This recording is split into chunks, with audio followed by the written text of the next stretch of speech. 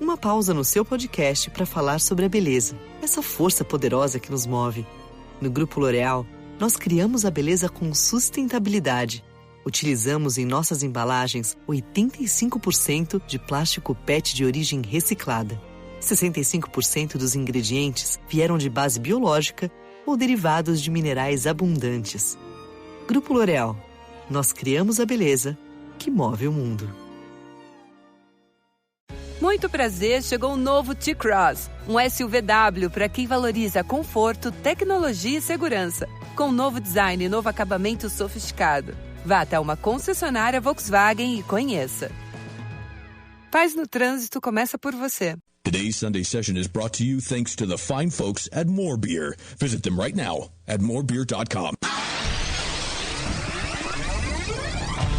Great beer is about drinkability. Doesn't matter the style. You guys are like walking beer Wikipedia. That's the first time that you've ever accepted me as a person. Or you have a fermentation in your gut. I'm jet propelled at all times. How many guys do you think that you have the privilege to slap? Somebody who's never tasted a commercial example, and this is how you know everything about this beer? Please, you don't. I think that's bullshit. I think it's bullshit too. Wow. Are you guys going to arm wrestle? No. They're going to teabag fight instead. Yeah. You heard of Junkyard Wars? Can I get another high five, Beavis?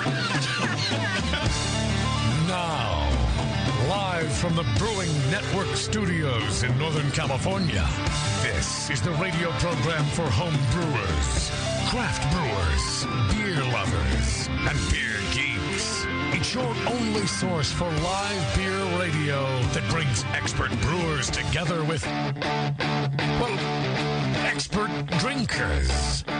This is the radio program with a head on it. This is The Session.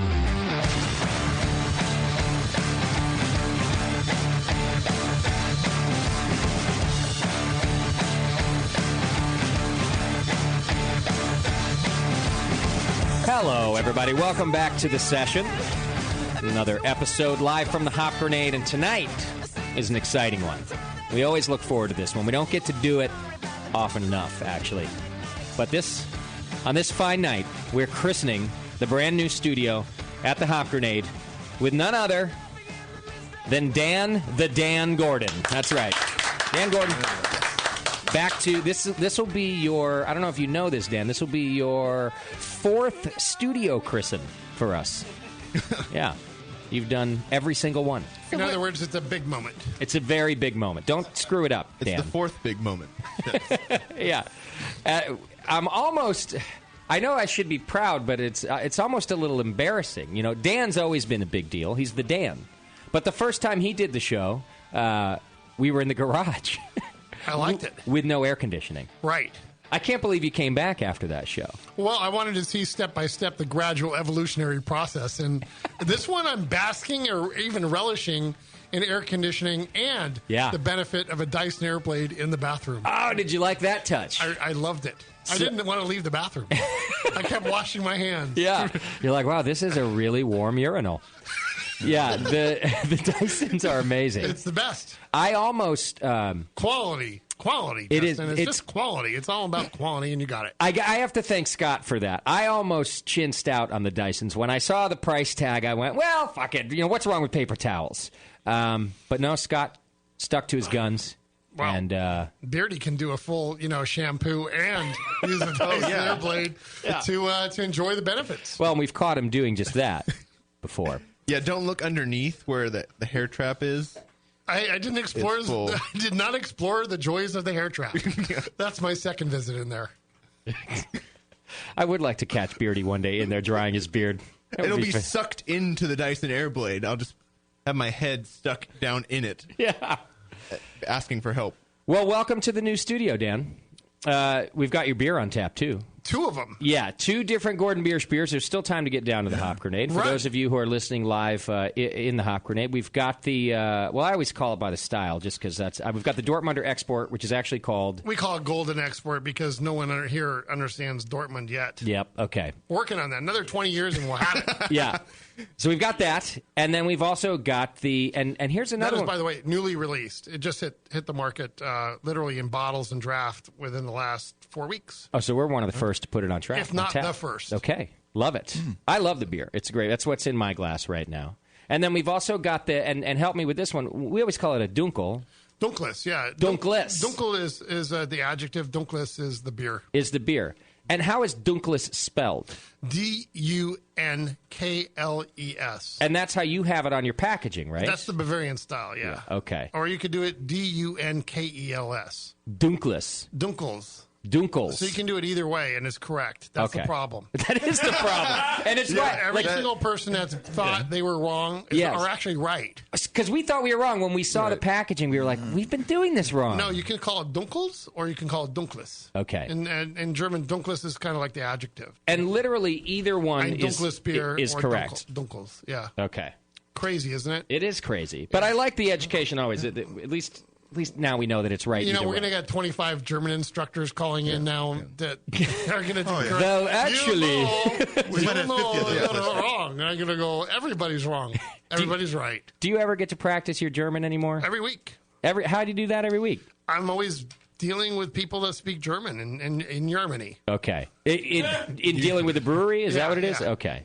Because your brewery's obviously a German brewery. Our programmers that do the S7 micro PLC programming don't speak English. No English. No English. Are you the only person at the brewery who can communicate with them? Yes. So I do it in writing after my brewers. I'm a really vindictive and evil guy. Yeah. I make my brewers try to do it at 11 o'clock at night and let them do 3 nights in a row until they're completely frustrated. Yeah. And then I'll finally step in and write to the guys in Germany and tell them how to fix the problem and exactly what was wrong. Okay. And then it gets fixed, and they think magically they've been able to communicate right correctly, and that's what happens. Yeah. Okay. And then our suppliers are there, and I have friends and all that stuff, and we still yak in German. Okay, so I'm glad you get to keep up on it, because we always like it when you come here and speak a little German to us. It's like riding a bike. Yeah. Es ist wie ein Fahrradfahrer. You know who I saw recently? Danielle? Yeah, you'll be. She was here actually. She came to California, checked the place out, and you missed her. You know, we should have made a visit to the brewery, I guess. I think so. You never look her up when you're in Munich? I haven't gone back to Munich in a while. When I go, it's I'm kind of action packed with friends, but I haven't gone in 3 years. Okay. When you go, you don't do the whole Oktoberfest thing, or do you? No, I avoid the Oktoberfest like the plague. Every day is Oktoberfest for me. That's right. I don't need to go there to do it. At the brewery. Yeah. You guys have started doing some. I'm getting into the interview already, but it's just so fun. You guys have started doing some big events at the brewery. I've seen recently. Yeah, well, we just hosted Craft Brew Silicon Valley. That was kind of fun. That's what I saw. Yeah, that was a blast. It's one of those things where they were doing it downtown, and the city wasn't giving them adequate support and charging a ton for police and trafficking and all that kind of stuff. And I said, well, we had the same event planner that did stuff for us, and I said, let's do it at the brewery, and he said, absolutely. And it was amazing. We had about 3,000 people show up. That's a lot of people. It was quite a scene, yeah. And it was kind of fun because it's the first time we've really opened the doors to all the entire brewing community to kind of, I was running lab samples from those small brewers downstairs that thought their alcohol content was X, and it turned out to be 0.7X. They found out the other, yeah. But everyone was enjoying that, that I had my lab guy up there, and he was just cranking through the Anton Par beer analyzer and giving out data, and these are things that, for the really small brewers, they don't have access to that kind of stuff unless they pay, $75. And, yeah. And it's the samples are usually tainted by the time they get to the lab because they, had little things going on inside them. What are the different parameters that the test can tell you about the beer? It's alcohol, parent extract, real extract, all that stuff, calories, things like that. Alcohol is a big one. Most of the guys don't know their original gravity because they're doing a hydrometer, the old school hydrometer that iterates. So you stop the boil. You have residual evaporation that occurs. That's not exactly ideal for doing testing. Right. So we have it really down. It's a very exact. It has an alkalizer on it. So when you do it at your brewery, it goes straight up to the lab? Nobody really uses a hydrometer? Right. Okay. Well, we have a digital hydrometer in line with a brew house. Okay. So we're getting constant hot readings on it. That's the nice thing about these digital ones is that you don't have to cool down the samples. Yeah, okay. We're not exploding glass. Okay. Yeah, it can handle 100 degrees Celsius wort. Got it. And then our beer analyzer upstairs, we have a second one. So we have the digital hydrometer, and then we have the beer analyzer upstairs. So, and they're in sync. We make sure that they have the base points are exact. I feel like maybe the Hop Grenade staff needs a Gordon Biersch brewery tour to learn about the high-tech brewery out there. I think the entire Hop Grenade staff. That's what I'm thinking, yeah. I don't mean the BNs. These guys, they can stay home. I want to talk about the Hop Grenade staff. No, I'll go. Yeah, I'll go. Beardy, you'll still go? Yeah, no, but you're not. I didn't exactly invite you. I meant the... He actually did not invite me. Right. I'm still just volunteering. But you'll go? Yeah. No, everybody should go. You've been, haven't you, JP? No. What's wrong with your microphone? It doesn't work. At all? Nope. Try it again. I just decided not to. It's pointed at the wall. That's why it doesn't work. I decided not to talk in the microphone today. Bevo's is down, too. Oh, no. Weird. So it might be a great show. This might be the best show ever. No Bevo, no JP. Give me the handheld one. I've always wanted to do that. Could definitely end up being the best show ever. We could just have no, I haven't been there. We could have a virtual JP and virtual Bevo. I don't like that. We could do that. That's all we need. Tasty, would you like to go see the Gordon Biersch brewery? I sure would. It's a pretty amazing facility. I like there. automated breweries. It goes to 11. It does go to 11. Goes to what, 11? 11. Well, all right. Well, about the tasting. Let's do this. Let me get through some of our administrative stuff here, and then we'll take a break. Maybe I can fix our audio problems. I dislike that. So, first of all, as I said, we got Dan Gordon from Gordon Biersch Brewing Company in the studio today. We're going to be hanging out all night. If you want to give us a call, 888-401-BEER, 888-401-BEER. You can ask us questions that way, or just hit the chat button on the homepage, and Bevo's in the chat room. She'll take your questions there.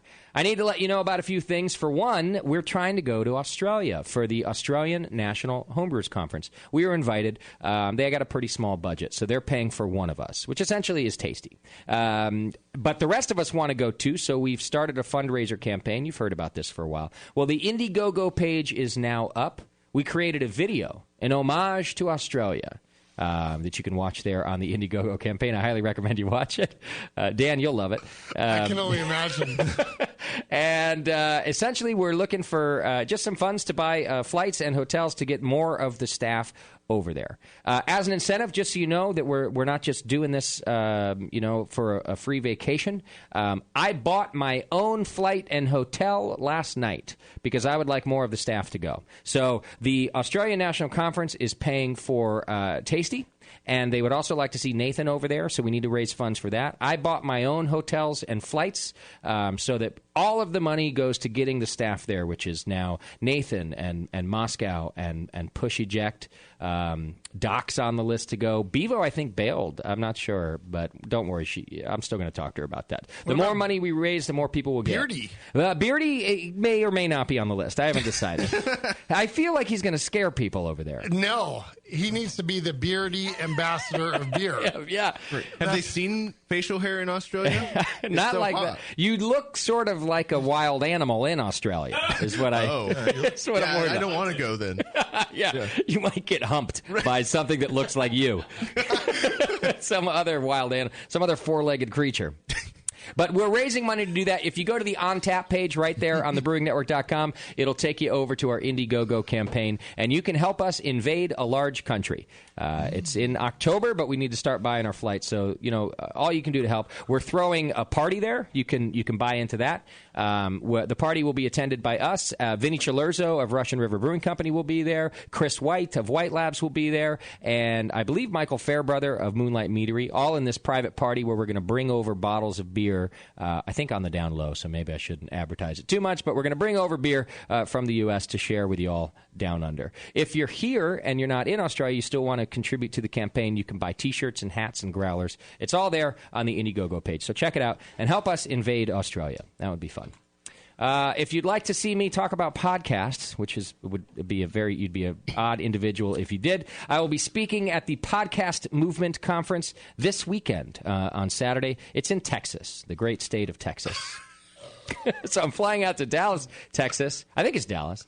You should probably get that straight. Yeah, I should probably write the presentation too, and I'm going to teach you all about how to start a great podcast company. Great. How to start in your garage and grow into a tap house. Who else can speak on that, Dan? It's a great American dream. That's right. We're living it. Well, the key is having Dan come and christen your studio. Yeah, he's our good luck charm. I've always wanted to go to Austin, Massachusetts.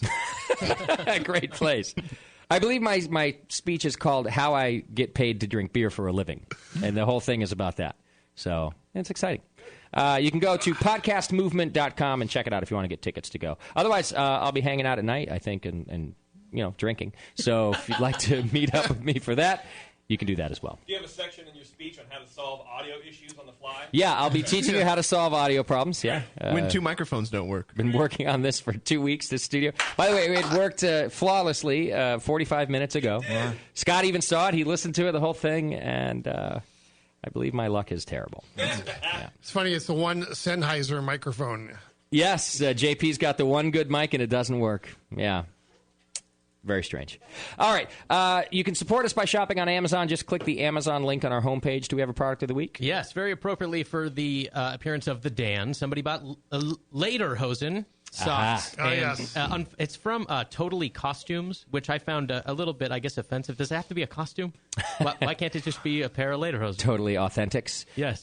Did you say they bought the full Lederhosen or just Lederhosen socks? Just the socks. Just the socks. But I do like the picture of the guy with the frilly shorts and the polished black shoes. It's perfect. Dan, you must own traditional Lederhosen by now. I actually don't. I wanted to move back to California as opposed to buying Lederhosen because that's how expensive they were. They are very expensive. Yeah, I mean, they? to do it right, they get the deer leather and all the accessories that go with it. You're looking at a couple $grand to get the good stuff. And Daniela started to tell me that you can buy them used, like the good stuff used. But I thought that's just people piss in those things. It's disgusting. You can't wash them. You can't. No, but it's leather, so it just takes on a whole new flavor. So I don't care how cheap it is. I'm not doing that. You got to buy new. It's also the thought that you realize that most people give them up when they die. Okay. So you're buying it off of a dead person, which is not the most interesting way to go. Hopefully they didn't die in them. No, but you know what happens then. Yeah. Seriously, unless you gain a lot of weight, you're going to wear them your entire life. Yeah. So it's a lifetime investment. Right. Well, this person invested a grand total of $6.99 for the rest of their lifetime, on which we made a cool 49 cents. So beautiful. Thank you. Thank you for the support. It's all about quality once again. All right, subscribe and join the BN Army. That's just by hitting the subscribe button on our homepage, the donate button. And if you become a monthly donor, it enters you into the More Beer monthly donation giveaway. And that's where our great sponsor, More Beer, they brought you this show and every show we've ever done, morebeer.com. They give away $100 a month to one of our lucky subscribers. So please do that. Get all these info and more over on Twitter and Facebook. Send your show ideas to Scott the Jew. That's Scott at thebrewingnetwork.com. And send feedback to feedback at thebrewingnetwork.com. JP, do we have a Twitter game today? Yes, we do. No. He says yes, we do. I can commandeer a microphone? Yeah. Maybe Beaver? Use the dance. Thank you. All right, what's our Twitter game? Hi. Well, first I want to say hi. Hi. And I just want to comment on everything you've said so far. Take notes. Okay. So, thank you. Well, for those of you who may or may not know already, even though this is not beer related, Robin Williams passed away earlier today. Wait, what? Robin Williams, the comedian. This was real? This was not an internet... No, it was real. I didn't know that. They think he hung himself, is what rumors are circulating right now. Yeah, he's been battling depression for years. Think about every funny person you've ever known. Yeah. Super weird and messed up. Wow. Yeah. But he's really dead? This isn't a... No, he's dead. Supposedly, yeah. Oh, man, I didn't know that. No, it's confirmed. He's actually dead. What a downer. I saw him climbing in an egg right before he disappeared. No, he just disappeared? The people in the box on your house aren't real. Oh. It's a TV. What? And those are reruns. Right. Yeah. So, all right, are we doing a Twitter game about dead Robin Williams? Yeah, is that what we're getting at? Well, because he's kind of a personal. I don't know. I like Robin Williams. I pretty much seen everything he's done. I really thought his brand of comedy was very nice. So I just want to know what everyone's favorite Robin Williams memory is. Okay, just a nice little jaunt down memory lane. All right, favorite Robin Williams memory. That's our Twitter game today. Send it in, and I believe Gordon Biersch will be sponsoring our Twitter game tonight by giving away a prize to a lucky winner. I think we have clocks to give away. Clocks. They're pretty rad. We're going to commandeer one for the studio because the last one you brought is in my house. So they're more where that came from. I'm just telling you. All right. You don't have the only Dyson Airblade in the world either. Scott told me I did. That's why it's so expensive. What did that cost? I don't know. I'm just curious. What are they? $3,000 or some stupid thing? $2,000, I think. You're kidding. A little under $2,000. Wow. Why did we get shafted or what? I don't know. It just seems like a ridiculous luxury. It is, and that's why during the construction process we're going through things, and I see that, and I'm like, yeah, we can cancel those. And then Scott just put them in anyway, which I'm thankful for because they're great. But you totally had to bypass my cheap ass to do it. Well, and the thing is, Dan, we make it back on the cost of paper towels in like 170 years. Yeah, so my guess was 132, so you just beat it. Yeah. I'm wiping my face on my T-shirt, by the way. That's a little annoying. Yeah. Can you put your face in there? I don't know. Sure you can. If you put your hands in first, then it'll blow up to your face. Oh, I get it. I want one for my house, and you can dry your dishes in it. Just put your plates down in. Yeah. That's a great idea, actually. It's a $2,000 dish dryer. Yeah. 1900. Who buys those? this is I know they gave them to AT&T Park, right? I'm sure they did. Anytime you go into a stadium, it's like they're doing that for advertising. Right. But you're the only one I know that actually bought one. See, and their advertising worked. The thing is, that's fucked up. It's like being a rich and famous person, right? Every time you go into a place, you don't have to buy anything. They give it to you. But the poor people come in and you have to buy it. So we don't have a bunch of money. We had to buy the Dysons. Subsidized. It's ridiculous. Yes, Bevo. So Sam was telling me about Dysons, and something he read. Apparently, what they do is just suck all the air out of the bathroom and blow it onto your hands. Right. So if somebody just took a giant poo, don't be sucking in all of the stupid. poo air and blowing it onto Sam your hands. is a moron. How many times do I have to tell you, for one, that Sam is a moron? And second of all, they do take air from their environment. Of course they do. But so they're blowing poo on my hands. It's the most ridiculous, Sam. It's the most ridiculous thing I've ever heard. Here's one of the stats that I heard. I was listening to this show from Director of Wellness at the Cleveland Clinic. And this was a stat that I couldn't believe. But people that smell their own farts receive health benefits from that. They're going to live longer. Have you heard that? I heard that also. That one just cracked me up. Yeah. I'm going to live to be 100 years old. JP will live the longest. Yeah. That is ridiculous as well. But why doesn't just another health benefit from the Dyson Airblade? There. We're not only breathing our own, we're breathing everybody else's. Yep. All right. The Dysons. Thank you, Moskowitz, for the Dysons. Yeah. The poo air's on the paper towels, too, then. By that logic? Yes, it's everywhere. And you touch it. You have to touch things. Now you don't have to touch anything. Way to go. Thanks, Sam. Thank you. Sam's a jerk. Having the door handle, though. How are you going to touch the door? I think the door opens in, doesn't it? Anyway, You gotta push out. HVAC and refrigeration are one of my hobbies. Okay. And I believe wow. Yeah. I believe that well-engineered bathrooms have these things called the ventilators on them. True. That suck out air and recirculate. We didn't go for those. We didn't bring for those. Held off on that one for the Dyson Airblade instead. Well, we had to cut the cost somewhere, Dan. Keep all the poo vapor locked in that room. We're doing a hell of a job. This is a beer show. Stay on topic. Once again, the Dyson Airblade. Just going over the list again in my head. Dysons, yes. Got it. Fart fan, nope. Don't need that. All right. Should we do feedback? What does that have to do with beer? All right. Feedback's brought to you today by BeerLawCenter.com. Go see our good friend John at BeerLawCenter.com. John's been taking care of our Hop Grenade trademark. I had to send him another one today, Dan. People try to steal the Hop Grenade every week. It was on a T-shirt this time. Somebody's selling T-shirts. John's all over it. He protects our brand, and he can protect yours, too. Go to BeerLawCenter.com. He's located in Guangzhou, China, protecting the fraudulent production of hop grenades. There are 27 bars now in Shanghai alone called Hop Grenade. And the unfortunate thing is there's nothing I could do about the international one. But listen to this. There is a goddamn German brewery who stole my Hop Grenade. Hopfengranate. It's called, I think they just called their brewery Craft Brew, for one. Secondly, it's got the Hop Grenade on it. And Daniela brought me some bottles of it thinking, oh, here, I brought you some German beer. And I was like, do you see what's on the bottle? It's theft. But there's nothing I can do. I don't own the international trademark. I have a whole bunch of Navy SEAL friends that are going to help you out tomorrow. I need some help with that one. Yeah. How'd the beer taste? They'll do it all at night, too. I refuse to drink it. I'm not drinking those thieves' beer. Tasted a copyright infringement? Yeah! Whoa, smart guy. I can't read without the stupid glasses anymore. It's driving me insane. I feel so old. Everything's blurry without them now. Only reading. Everything else is fine. Too much jerking off. It's probably that. All right, let's see. Slacker Lack writes in, good day to you, sirs and Bevo. I seem to... Wait, this was last... I think you sent us last week's feedback. Actually, I might have just opened last week's feedback, JP. Hang on. Hold still. Just wait right there.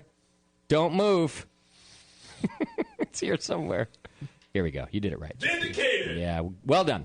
Kevin Dummy Brewman writes in, I'm wondering if any of you have ever been to the Great British Beer Festival. I'm headed to London next Tuesday and will be attending the GBBF while I'm there. I'm curious if there are any breweries I should keep an eye out for, and if there are any must-have brews. Also, what pubs should I make a point to stop in and have a pint, 2 or 3? I'm terrible with names, so I'm going to be an awful resource. I've never been to the Great British Beer Festival. Have you, Dan? Nope. You're a lager guy. What are you going to do there? Well, I had friends that were the Brewers Research Foundation. Okay. And Charlie Bamforth would probably know really well. He's the president of the whole thing. That's true. Right to Charlie. There, Colonel Brewing Company was a very small microbrewery that I went to last time I was in London, and they're producing wonderful beer. So I can give you that recommendation. This is going to sound ridiculous to people, I think, in England, or maybe not. But I'm telling you that Fuller's is still producing some of the best beer on earth over there, and especially when it's fresh from the brewery. So, of course, they're going to be at the Great British Beer Festival. Other than that, I don't know. And I've tried to name the pubs that I went to before, but they all have the same name. Everything's named the same, and then the end is like what district they're in or what township. So I screw it up every time. Yes, JP? I love English pub names because it's always like the hen and the balls, or like the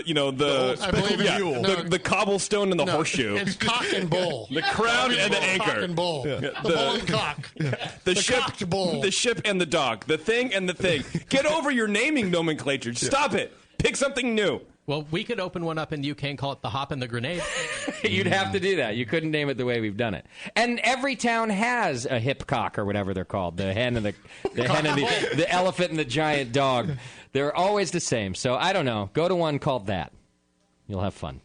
Try the Heretic beers while you're at the GBBF. He's pouring there. Oh, is that right? Oh, yeah. God knows you want to get on a plane for 10 hours to have something you can have at home. Well, but I hear the trip across the Atlantic. It is an American, right? Again, that's a good point. Unless he's not, from California. That's a good. All right. Here we go. I'm sorry, Tasty. I couldn't resist that one. It was good. WB from Washington writes in, hey, sexy massagists. That's not my pronunciation this time. The BN mantra has been never to dump a batch, unless it's JP, who will say to dump it no matter what because it's shitty homebrew. Well, I cleaned out my garage last weekend, and I found a mini fridge with 5 gallons of Berliner Weiss from a 10-gallon batch last summer that I had aged on golden raspberries before kegging. The fridge it was in was turned off, and the keg no longer had pressure. The other keg from last year turned out really well, so taste should probably be my guide. But is this going to kill me if it's gone bad? It's a low-gravity beer, but it's a sour, so I don't really know. Is there something I can check for to dump or not dump? Yes, Dan. Dan has raised his hand immediately. Right. I just would like to do a little alcohol test to make sure it's got at least like 3%. Because if you're under 3%, you can have some pathogens that could truly survive that mess. This is good to know. Under 3%. And a pH, too. Yeah. Oh, yeah. You get it below 3.8, but I doubt, this could, lactose in there under 3.8. You're pretty sure sour beer is going to be under 3.8. But it's a combination of 3 things that you're worried about. Alcohol content. pH is only, you have to be really low on pH to kill it. Kill it by itself, but you need alcohol, too. Okay. I would smell it first. If you can't bear the smell, then don't drink it. Yeah. Okay. That's always a good rule. Yeah. You know what? I like this rule. This is a rule in life in general. If you can't bear the smell, don't sleep with it, don't eat it, and don't drink it. Don't put your face in it. It applies to everything but durian fruit.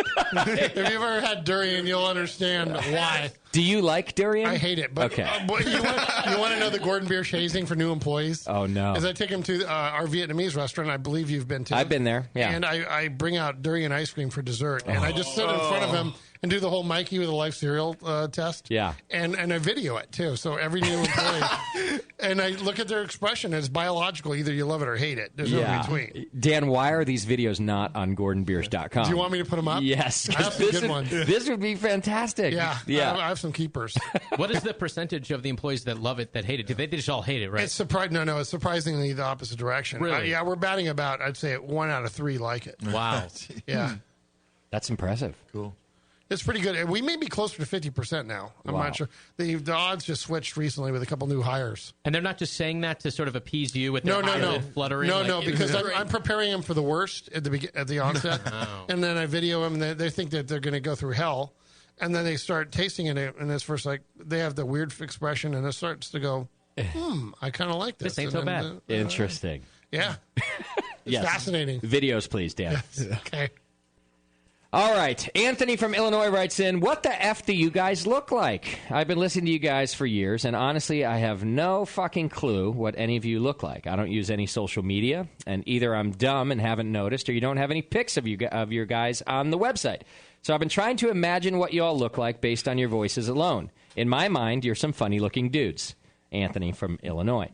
I'd like to think I'm pretty fucking funny looking, as well. Well, Anthony. Well, you could just Google each of her names, and there'll be Google images for all of us. Pictures come up that way. Or you can watch the live studio cam. Whether it's live or not, all the shows are archived, and you go to thebrewingnetwork.com/TV. And we're airing live right now in HD. But also, all of our past episodes are there, too, so you can tune in. I'm just looking for the Justin camera. That way. And I do have one. It's over here. Oh, okay. So everyone's visible. Yeah. I have to interpret what he's saying. I think he doesn't use a computer that much, and I think he wants us to describe ourselves. I think that's what he's asking. That's not a bad idea.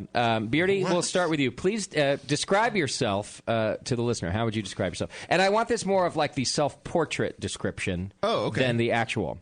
Well, athletic build, about 170 pounds. 4'7". Clean shaven. Full head of hair, long, flowing blonde locks. Yeah. Why are you staring at me? He doesn't know where he's looking. Yeah, I'm looking at the room right now. Okay, good enough. And you left out a big element there. Let me just add on the blue eyes, right? Person in training for ZZ Top. I would add that one element on. To the hair in training. Barry Gibbons is my dad. Billy Gibbons. JP, grab Dan's mic and please describe yourself. Your self-portrait, please.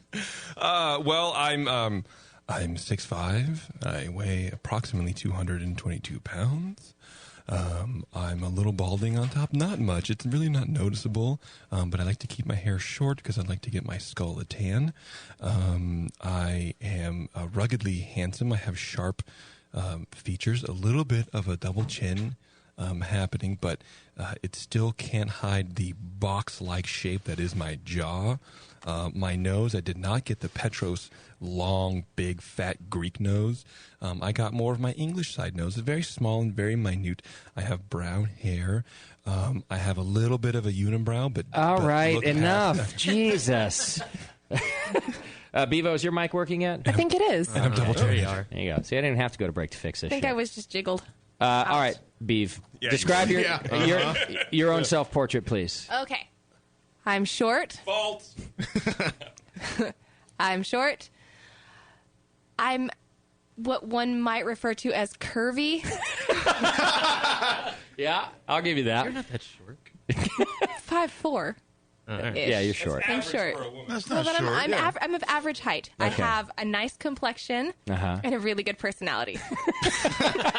That you can see. 1 out of 5. Yeah. All right. I'll just add great cans. Okay. All right. Tasty, it's your turn. Oh, great. I'll also add great cans to Tasty. Thank you. I have a fairly young voice, so quite a bit older than you're imagining, probably. Already, yeah. I'm easy to fall in love with. Yeah. No, that's true. That's Believe it or not, I've seen it happen. No. He's reading his Match.com profile right now. That's cheating. He planned before. That's true. That's true. Okay. And let's see. What else was I going to say? What I look like? Portly, to say the least. Always wear a ball cap. Got a sort of a slight beard. What else? I think that's good That's enough. pretty good. Yeah. Get the idea. Yeah, tight ass. You left that out. Yeah, it's not bad, actually. Calves for days. Calves for days. That's disgusting. Yeah, pretty stout. Moskowitz. Well, let's see. I have brown hair. Ginger. Brown goatee. Ginger. I have blonde hair on my arms. Ginger. See, I don't see any red hair anywhere. Look on your head.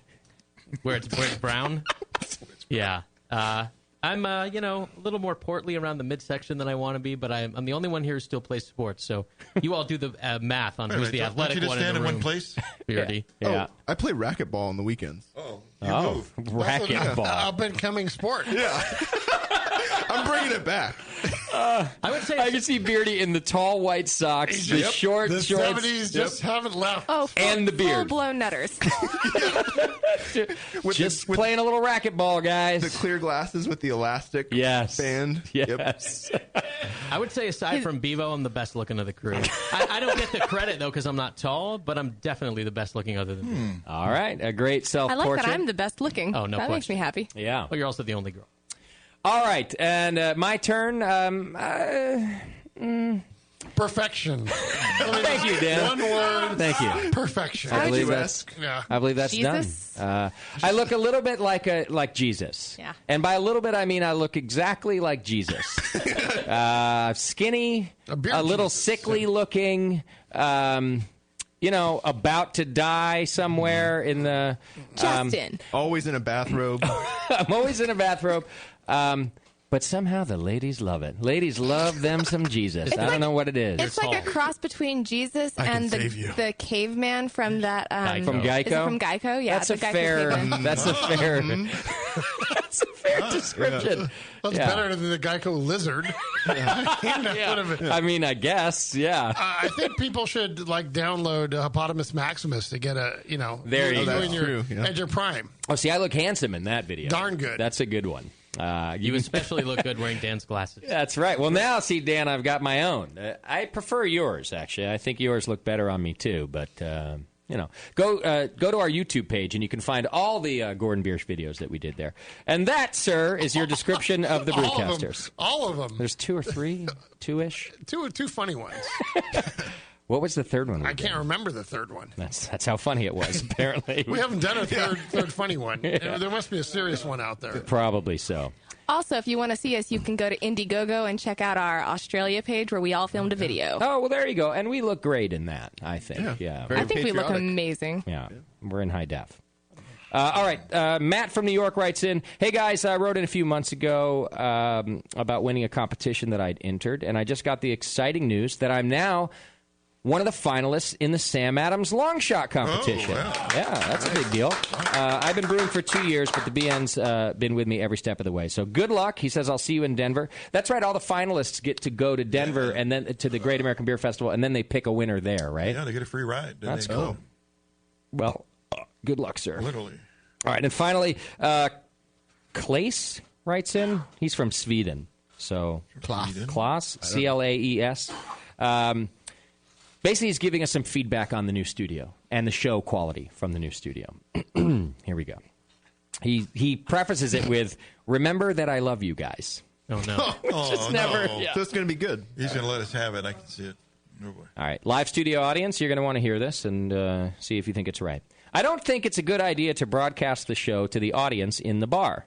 Since moving into the new place, I think the broadcasts aren't as good as the studio broadcasts used to be. I don't blame you. Trying to perform to a live audience must be different than performing in Radioland. But I can hear the difference as a listener. And since broadcasting must be your number one priority, I believe quality radio should be your priority.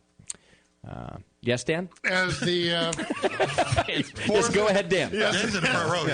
As the christener for studios, I can assure Claes that there has been no diminishing or familiarization of this broadcast. Agreed. It is as unedited and raw as it was from the Evo, please. See? day one. In fact, I sort of feel like there are times when we're turning it up a little bit. So I agree with the Dan on this one. Yeah. So I we'll don't just even think scratch about that anybody out. being out there.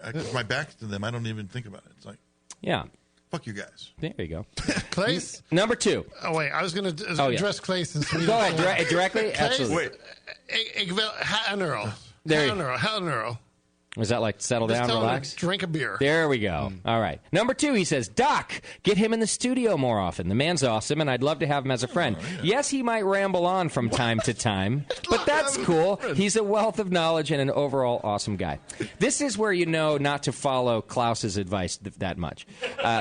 For one, yes, Doc is a wealth of knowledge and an overall awesome guy. In fact, one of my best friends on planet Earth.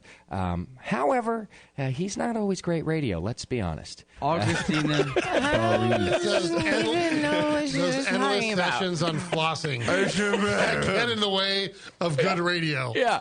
Now, I don't tell Doc not to come do the show. He actually has his own life going on. He was supposed to be here today, but he canceled. He's getting ready for Burning Man. So Doc is allowed to do the show whenever he wants. In the meantime, Beardy's here. Yes, Dan? How does one get ready for Burning Man? Well, Bearded Burning Man is I stay away from fire. I think you have to stock up on Vaseline and antibacterial sunscreen solution. Yeah, and sunscreen. All right, let's see. Condom, perhaps. He says, number 3, the Jamil Show. Jamil isn't working out for you right now. I'm going to raise my hand again. Jamil's working out great for me right now already. Maybe he's overworked or whatever, but right now he isn't producing good radio. It sounds like he's forcing it, and he wants to be somewhere else. And there's obviously tension between Jamil and Tasty, and it's not conducive to good radio. Oh, there's some tension. Is there tension, Tasty? Maybe sexual tension. But let's not talk about that here. But that's been going on for years. No, I think there's sexual. Tension. I love that man. He loves me. Isn't there sexual tension between Tasty and there's sexual tension between Tasty and the desk. Well, like Tasty says, he's very easy to fall in love with. I'm just kidding. I love you, Tasty. That's true with everything. Yeah. Okay. Good point. I just want to point out that we're at minute 40 here and not a word about beer. Setting a new record. Yeah. Well, you know how it goes, Dan. Yeah. Okay, finally, for sound quality. Whenever one of your servers walk in from the bar, to the studio, I can hear the door slam, and I can hear the buzz from the bar. It isn't a good thing. Anyway, I know I sound like an asshole, but I truly think you're awesome. Keep spreading the word. Cheers from Sweden, Claes. Or whatever it is. Claes. Thank you, Claes. Yeah, the door's an issue, but the problem is that the office of the bar is in the back of the studio. There was no way around that. I think it sounds kind of cool. Actually. Yeah, he's actually you're in the minority, unfortunately. Yeah. There, a lot of people they like it. JP, you shake your head, but it's true. A lot of people they makes them sort of feel more part of it, like they're there. Yeah. Okay, and I don't like it as an audio guy, and there are people that don't, but the majority they dig it. It's distracting to me and probably the listener, but I think it adds something to the show. That being said, I may try to really diminish the amount that they come in here, which I think is possible during the period of time we do the show. Just hold off whatever you're doing until the break. There are times when that can't be avoided, and that's fine. But when it can, I think I'll be talking to everybody about that, because I don't like hearing the door open either. So, all right, and that's your feedback today. Go to beerlawcenter.com because they brought it to you. We're going to take a break. I'm going to fix a microphone, and then when we come back, we're going to talk to the Dan about more beer. His beer is here on tap. We have 2 different Gordon Biersch beers, and boy, do we love this German beer. We're going to learn all about German beer and more on the session when we come back. Hang in there, hit the chat button, or call us 888-401-BEER. We'll be right back.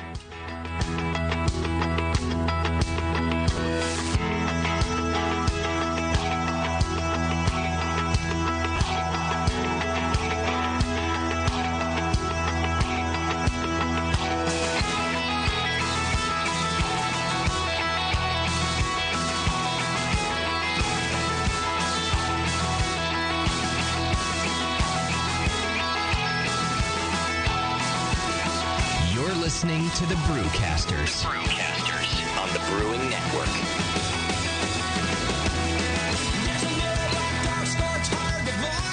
Since the first time the Brewing Network microphones turned on, More Beer was behind it.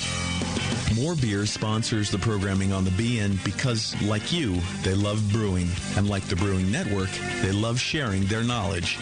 Morebeer.com isn't just a website to place your next equipment or ingredient order. Morebeer.com also gives you access to free beer information that will make you a better brewer. Go to morebeer.com and click into the Learning Center. You'll find podcasts, technical facts, video tutorials, and more, including access to The Buzz, More Beer's social network of more than 5,000 members. And some of them might even be crazier about beer than you are. Get over to morebeer.com today and take advantage of The Buzz, the forum, the Learning Center, and make sure you're signed up to receive the newest More Beer catalog. More Beer, bringing you absolutely everything for beer making. This is a public service announcement. Hey, dude, I think there's... what's wrong? You don't look so good. There's something wrong with your beer. It's making everyone sick. Don't let your beer make your loved ones ill. Proper cleaning and sanitation is the key to avoiding puke on your shoes. But I used an all-in-one. Cleaning and sanitizing cannot be done in a one-step process. No cleaner can sanitize, and no sanitizer can clean. The amazing chemists at 5-Star Chemicals have your solution. Clean with BBW and sanitize with Star San. Fantastic! Your friends and loved ones will thank you. 5-Star products are available at fine homebrew shops near you and online. Put your best beer forward with 5-Star Chemicals, your one-stop for the cleanest two-step solution. As a brewer, you already don't settle for second best. You want great tasting beer and you want great equipment to make it with. So don't settle for the second best grain mill. You want a Monster Mill from Monster Brewing Hardware. Monster Mills are tough, come in 2 and 3 roller designs, and are made right here in the USA from superior materials for longer lasting performance. Pick the mill that's right for you at monsterbrewinghardware.com and take Bevo's advice. Trust me, it's always better to have a bigger tool than you think you need. Monster Mills have the best warranty in the business. Your satisfaction is guaranteed. Visit monsterbrewinghardware.com now and check out all the mills and mill accessories. Don't settle for second best. Get a Monster Mill from Monster Brewing Hardware. Have you ever dreamed of attending the World Brewing Academy? This year, thanks to Lallemand and Danstar, one lucky brewer will make that dream a reality for free. Lallemand and Danstar invite you to enter the Beer School 2015 contest. One lucky grand prize winner will receive fully paid tuition to the 2015 World Brewing Academy web-based concise course in brewing technology worth almost $4,000. From now until December 13th, 2014, every Danstar yeast packet you use is your ticket to enter. Visit danstaryeast.com for the details and to print your official entry form. There's no limit on the number of times you can enter, so get brewing with Danstar and get your entries in to the Danstar 2015 Beer School Contest. Whether you want to build your home brewing skills or build a career as a professional brewer, this course will change the way you think of beer and brewing. Enter at danstaryeast.com and get the dry yeast advantage with Danstar and Lallemand Premium Brewing Yeast, and enter to win. A few things happened 30 years ago. ARPANET migrated to TCP/IP, and the Internet was born. Revenge of the Jedi was renamed Return of the Jedi and opened in theaters. Mila Kunis and Emily Blunt were born, beginning a rad fantasy in my mind. But all of that pales next to the fact that HopTech opened its doors and began blowing homebrewers right out of their mash tuns. HopTech doesn't fuck around. Real people shipping awesome shit straight to you. Their new website is fast and easy to navigate. Or just call 800-379-4677 and let badass bitch Jade and the gadget guy Roberto blow their warm load of customer service all over you. So visit the site or visit the store in Dublin, California, and support those that support you. Get your brewing on at hoptech.com.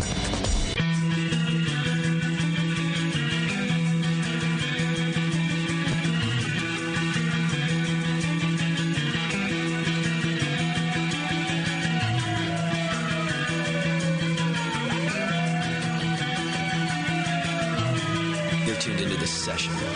Because life's too short to listen to crappy radio.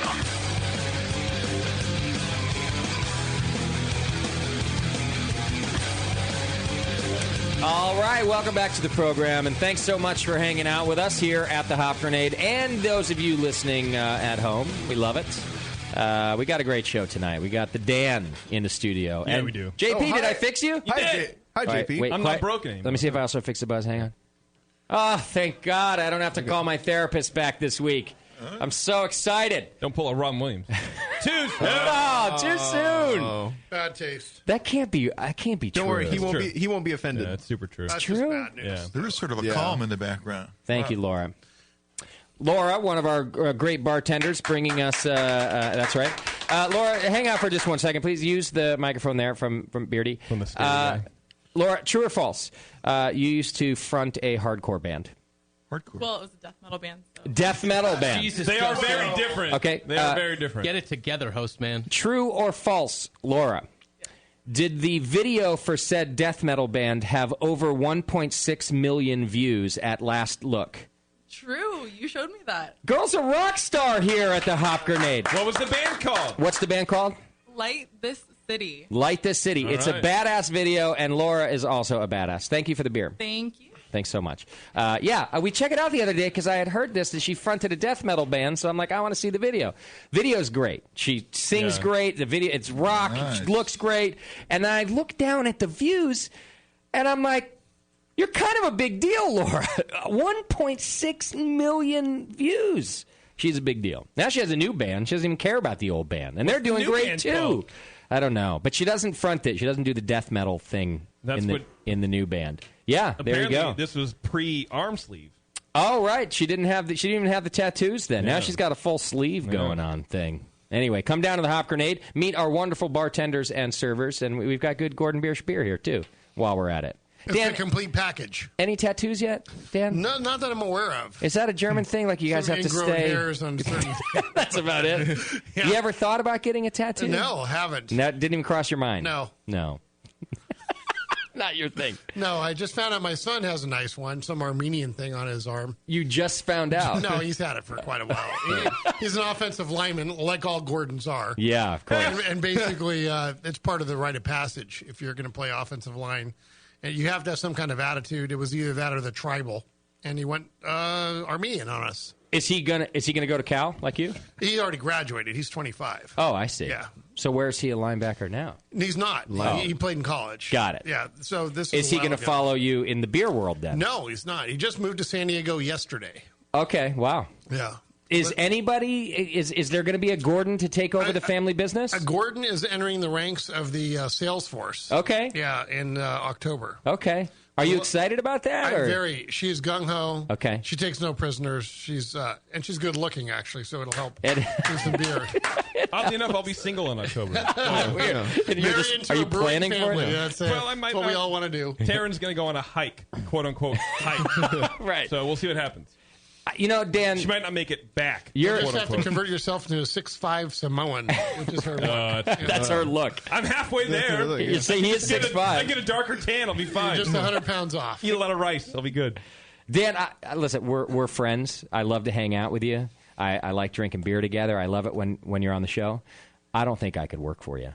Oh, it wouldn't be fun. No, and I don't actually envy somebody in your family working for you either. You're kind of, because you have high standards. You're intense. Yeah, I don't have a lot of leadway, so to speak. It's Dan's way or the highway. Pretty much, yeah. Yeah, I don't think I could do that. And I've seen your face sometimes when stuff's going wrong. It's a lot like my face, and it's like, hey, we're going to do this right now, or you're going to get out of my way, kind of a thing. We have fun here at the brewing. but at the brewery, yeah, it's up in there. And now I think you're also probably a great boss. I think Gordon Biersch is a great company to work for. I just personally would not want to work for you directly. If you excel, it's a great company to work for. Yeah, but if you're dead weight, once you turn me off with lack of effort, it's a quick way downward spiral. Who's the kid that we always use in our videos who will do anything we ask him to do? No, it's not a kid. That's Felix. Felix. The glue of the brewery. He's still there. Without him, oh my God, of course. course. I love the this brewery guy. wouldn't survive without Felix. He'll do anything. We have him hanging upside down in fermenters when we do videos. We did that. Yeah. We had him climb inside a tank. Yep. Popped out one time. Yep. We had him stuff hops into a bottle wearing a clean room suit. That was pretty funny. That's right. Yeah. And he does it. And also, he's a good actor. We didn't know it at the time. He's a good actor, and he's a genius. And he's a genius. So he's He is still valuable. there. Well, What is total he's package. like your everything brewery guy. He's your utility guy. Yeah, you could put it that way. Okay. Yeah. We also refer to him as the cleanup guy. Right. A genius working cleanup. Yeah. He is. He has 2 iPads. He does. That's the Works new in IQ stereo. test. Yeah, he should be the Apple prototype. I think he You should. need it for every employee, Yeah. no matter top to bottom. The iMan. That's right. He's awesome.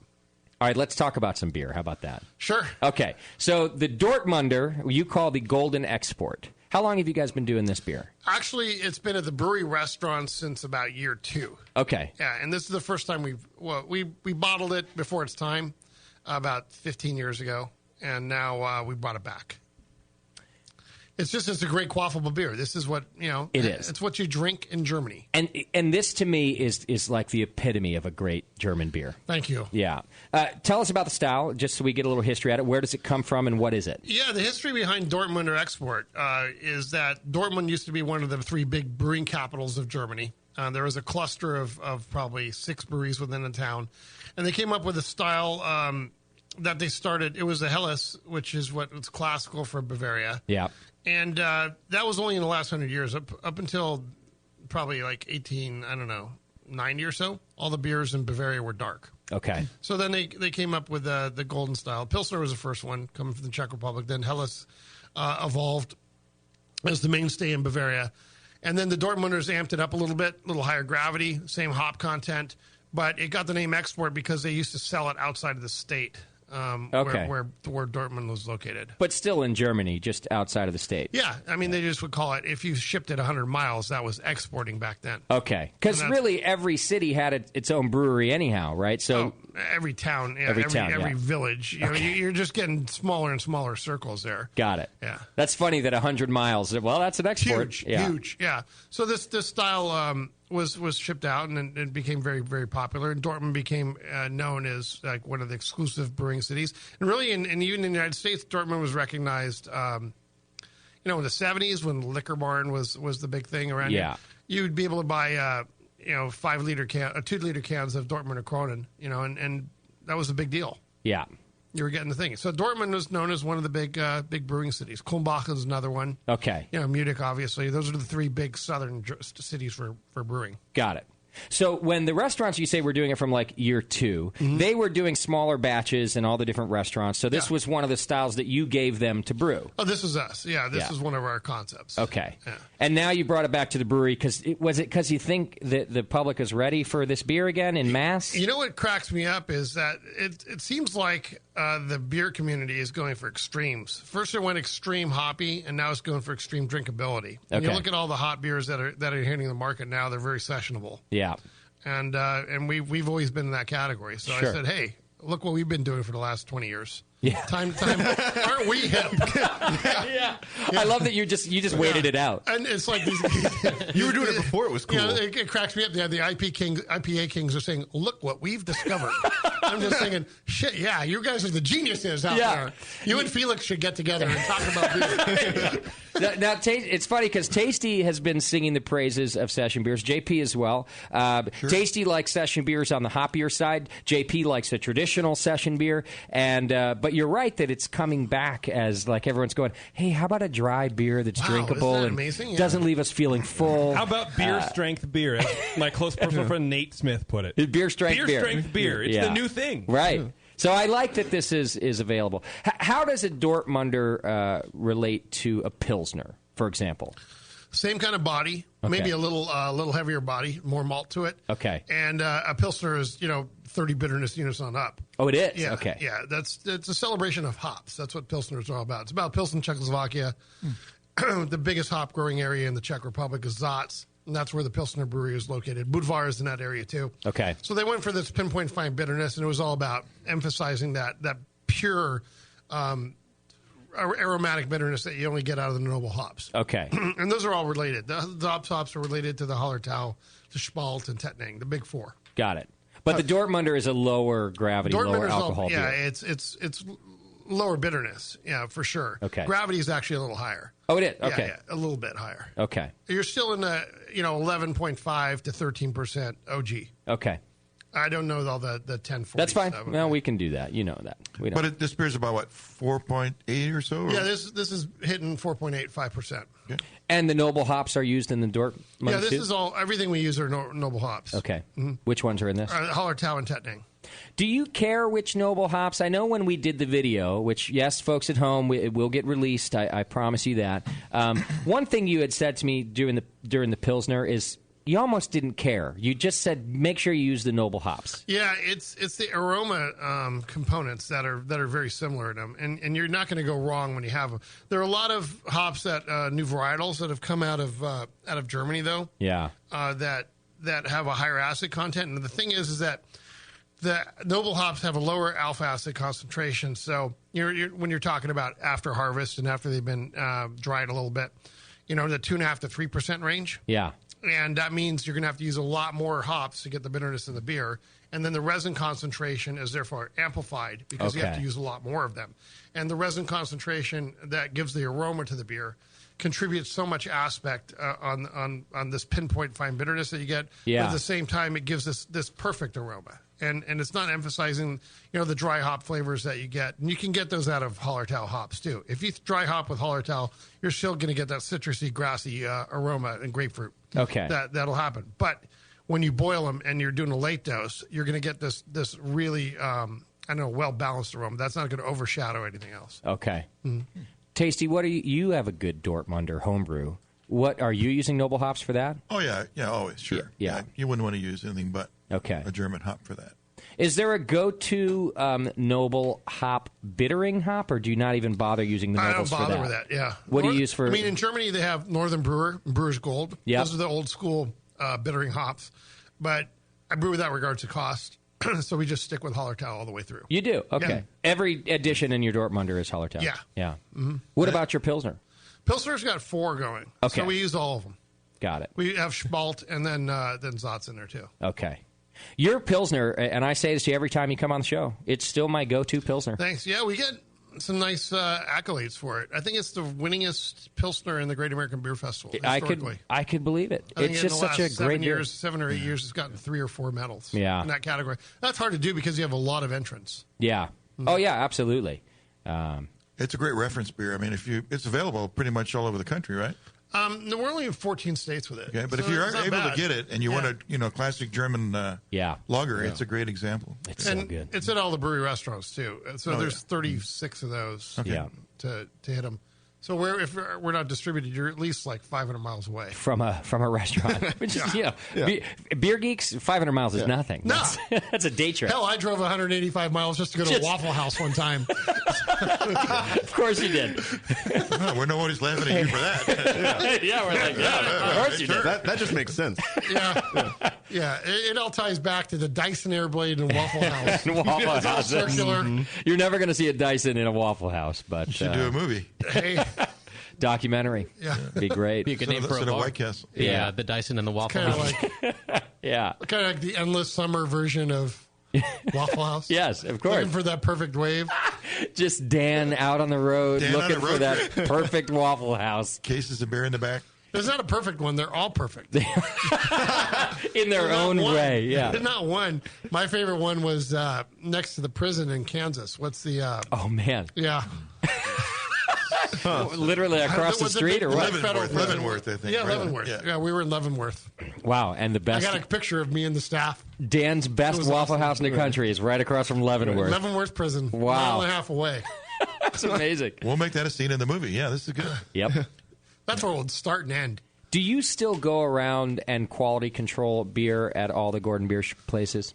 I cannot tell a lie. We have a lab, and they all send in samples. They do? Yeah. But you require them to send in samples. It's your name. I can hit the dump button. It's a little red eject. You know, the ejection right out of the tank. The Dan button. You want to know the Dan. There's a Dan button. The Dan button. And I just can walk up, and there goes the valve at any brewery Just open up and put the beer down the drain if it doesn't meet the DG specs. Yeah. Is it Felix? What's his name? Felix is with me at all Does he- times. and every now and then. That's the 2 iPads. It's like the football. Everybody's got to watch. Felix is the I think football Abados carrier. Maximus says it all, and you need to watch Felix in his star role. Do watch it. Yeah. So you make them all, and I appreciate this because for one, it's your brand, it's your name. In the beginning, it's all your recipes too. Do the locations get to do their own stuff now? Yeah, or- there's these Brewer Select that the brewers in each place, they rebelled. They were allowed to do that. That's sort of the trend, though, isn't it? But we used to be Zen in the art of, right? Yeah. Our thing was striving towards perfection and working within, like, the chords that we were given if you were going to do it in music. Yep. You know, we don't want a sharp. Right. It doesn't exist. No. It's a B flat, whether you're no matter how you spell it out. Yeah, you're not going to get an A sharp. Okay. So I try to explain that to them sometimes. Yeah. And they come up with some really awful esoteric concepts. Yeah. And if it tastes really bad, we'll tell them it tastes bad. And, Yeah. and I'll get on the horn, call up Tom Dargan, who runs the brewery restaurants. He's the DG of the brewery restaurant group. Okay. And let them know, hey, the bad idea. Yeah. So they Look still good have on to. paper. They still have to submit each recipe sort of through the They- process. Theoretically, yes. Right. But now In there's so practice- many. Yeah. In practice, sometimes they get a little jumpy and Yeah. and pull the trigger And quickly. just- and go for it. Okay. Now the nationally distributed beer. I mean, that's still you. You're the one doing Yeah, the we're recipe. it. You're Mhm. deciding which is the seasonal. For example, like is a Dunkel a seasonal beer? Or No, that's a limited release, so there's not going to be much of that left. Okay. By the way, I think we're down to like 800 or 900 cases, which for Wow. us is not much.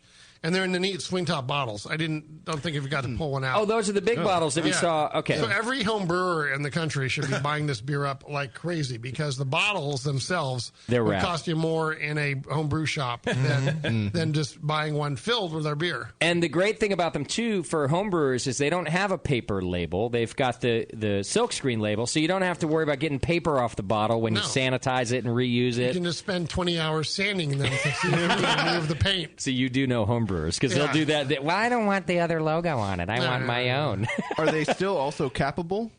They're swing tops. Why do you need to cap it? Well, 'cause I know but for they a have while, caps too. For a while, they came capped also. Yeah, that was because one supermarket chain required me to have Really? a cap on it. Yeah, That's they interesting. said the height of the ceramic or the plastic swing top. Yeah. ceramic's outlawed by the way now, so everyone had to go plastic.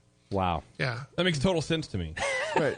Yeah. Why is ceramic outlawed? I Do you don't know? know. You don't know. No, I think that same Hitlerian group that wanted to remove leaded crystal off the market. Yeah. Is behind that one. The same one. Yeah.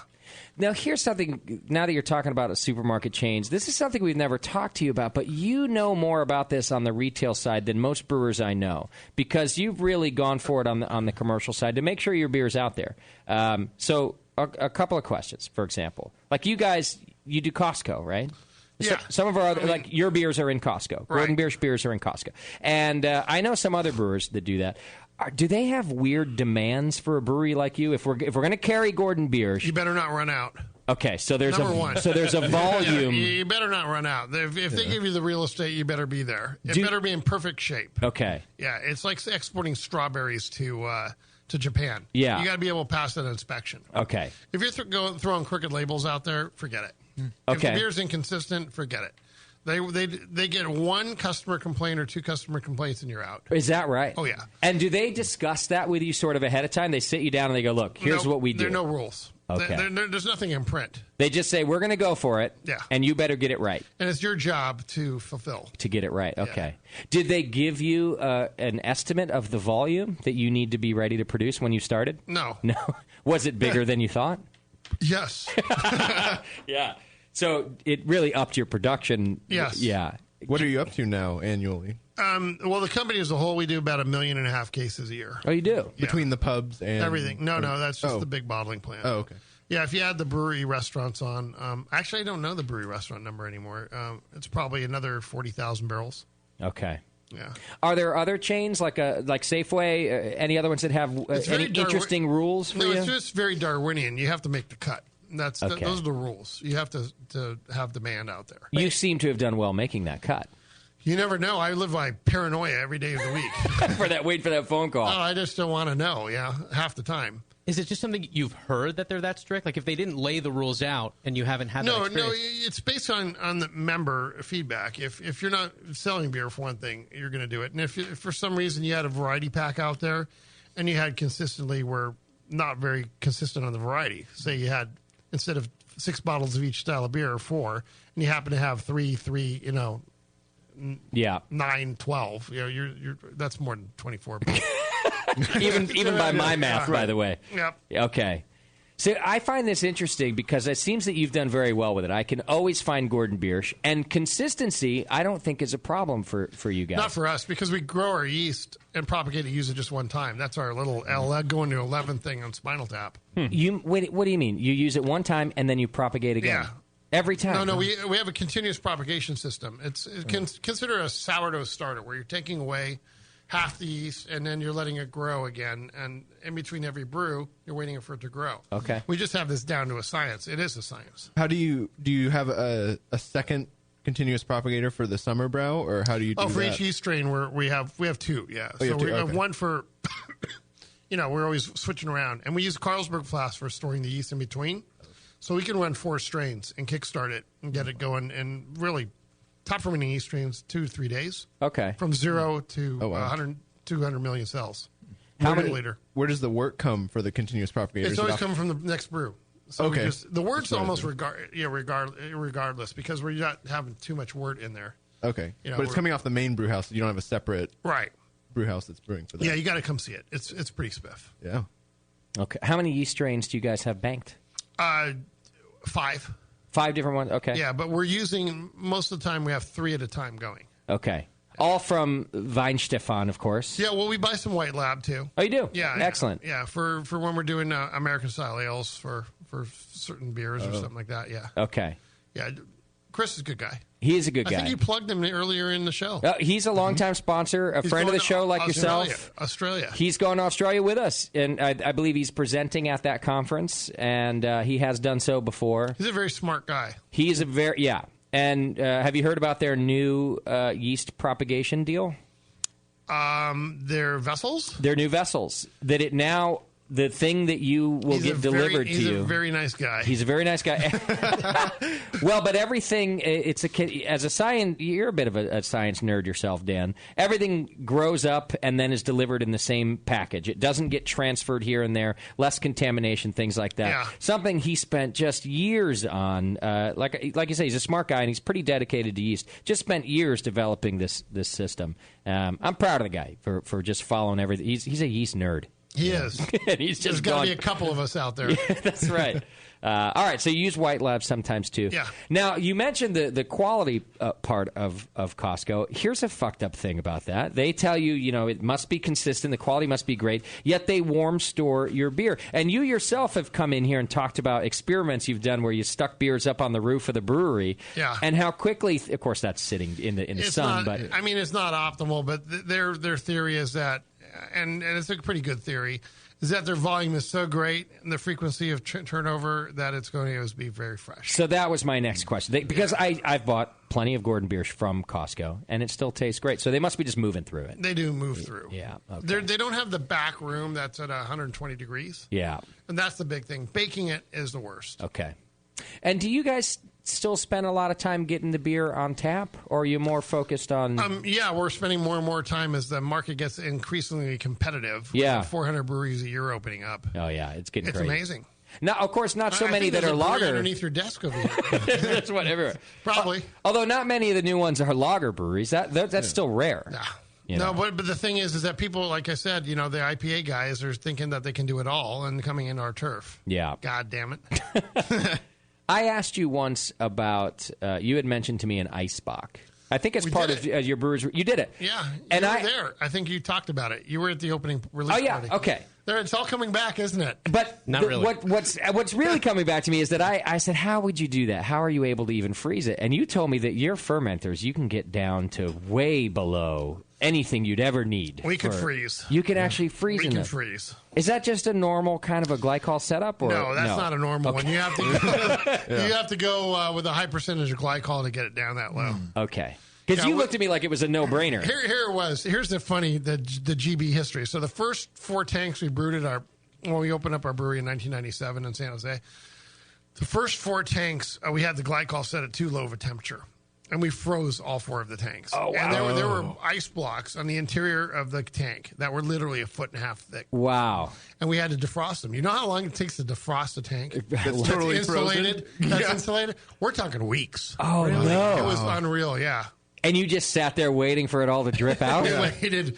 We did all kinds of stuff. You brought in like the portable heaters or something? We started like doing hot water around the jackets, but we Right, were worried yeah. about implosions on the jacket. And it was Yeah. like, we couldn't go direct steam, and we're not rigged up for heating the tanks. We're rigged up for keeping Yeah, you never thought about that problem. No. Did anything crack or damage? No. Well, yeah, some of the stalactites have formed. If guys were opening the tank to look inside, they were worried about, Watch your eyeball. It was neat to open up the tank and find out if it had actually melted. I bet. Yeah. Meaning that We had to do a little blending. We had to make some lighter beer to blend into it, a couple of them. Because we just didn't know if it was going to ever. You're sitting there waiting and waiting and waiting, and you go, Jesus Christ, it's never going to happen. Is it ever? Yeah. That's because that's how we knew we could make ice block. You're like, hey, no problem. You made way too much. Yeah. Were you worried then about making the ice block that you'd go too far? Or you knew now? No, what's we knew. Okay. Yeah. We did that again. Actually, not again, but in 1994 when we opened up the Gordon Biersch in Honolulu. Yeah. I didn't think, okay, refrigeration's working that well. And we did a bunch of tanks there. And the way we found out is that we had Golden Export, which is, a pretty light beer. Yeah. And people were getting tanked off of one glass. Oh, it had frozen in ice box. We had some ice export. Jordan one. Yeah. Oh, that's fantastic. It was really good. Did you not know till you went and saw it yourself? No, I was there. Okay. Yeah, I tasted it. I go, this is really good Bach beer. Yeah.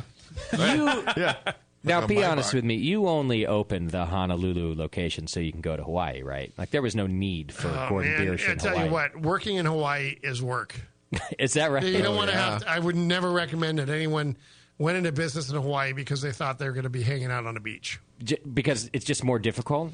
No, constructing something in Hawaii is really difficult because if you're an outsider, if you're not a local. Luckily, my parents can see I was made in Hawaii. They lived in Ewa Beach. Oh, yeah. So we had a little bit. I could speak a little pidgin and get my way through to the contractors. You're not a haole. Yeah, I'm still a haole. They moved back to California because I was a haole. Okay. Funny enough, so was my child. Yeah. Oh, that's right. Bebo's child was made in Hawaii. There you go. They were on vacation. Very good product. We got to charge double for that kind of experience now. Yeah. Oh, she will. Yeah. So I don't go there for vacation. You go for a vacation. Don't go to their work. So we shouldn't open Hop Grenade 2 in Hawaii. No, absolutely. We can. Yeah, we should just have Abby communicate with the contractor. Yeah, she was made there. Yeah. Oh, not born there, of course. There are a couple craft brew bars over there now. It's pretty interesting that it's caught on. Not very great locations. Okay, yeah. I mean, you got to go right for the tourist location, don't you, if you're really going to make it? Yeah. Yeah. It's still a small population. I really don't know, actually. Okay. You still go there a couple times a year? Or Yeah, what? once a year now. Once a year, just to make sure everything's okay. Yep, got to get a little Mai Tai brew, a little umbrella in my Pilsner. Yeah. Make sure there's still sand on the beach. Are most of the restaurants... You know what I mean, right? Let me just tell you, the last 2 times I never went in the water, and it was all work. Water, it feels the same everywhere. It's fine. You know what? You want to know the worst thing? It's still wet. Is going to 5 Oktoberfest events in a row in Hawaii, and you're being forced to drink, eat sausage and sauerkraut every day. Like while you're in Hawaii. Sounds terrible. It is. By day 5. Yeah, who are you sharing a room with, and did they have a gas mask? Right. Yeah. By day 5, that would... You're a foodie, though. You travel and eat well. I love to. Yeah. And that's one of the perks. Brewers and vintners always get the best treatment at restaurants. Period. Okay, We get... The chef brings us back to the kitchen. They throw out stuff that not everyone else is getting. Sure. It's every day is a tasting menu. How do you do that, Dan? Like, to announce... What's the move? I always wonder about going... Because you don't want to be like, hey, do you know who I am? I usually go in and say, I'm Abe Froman, Sausage King of Chicago.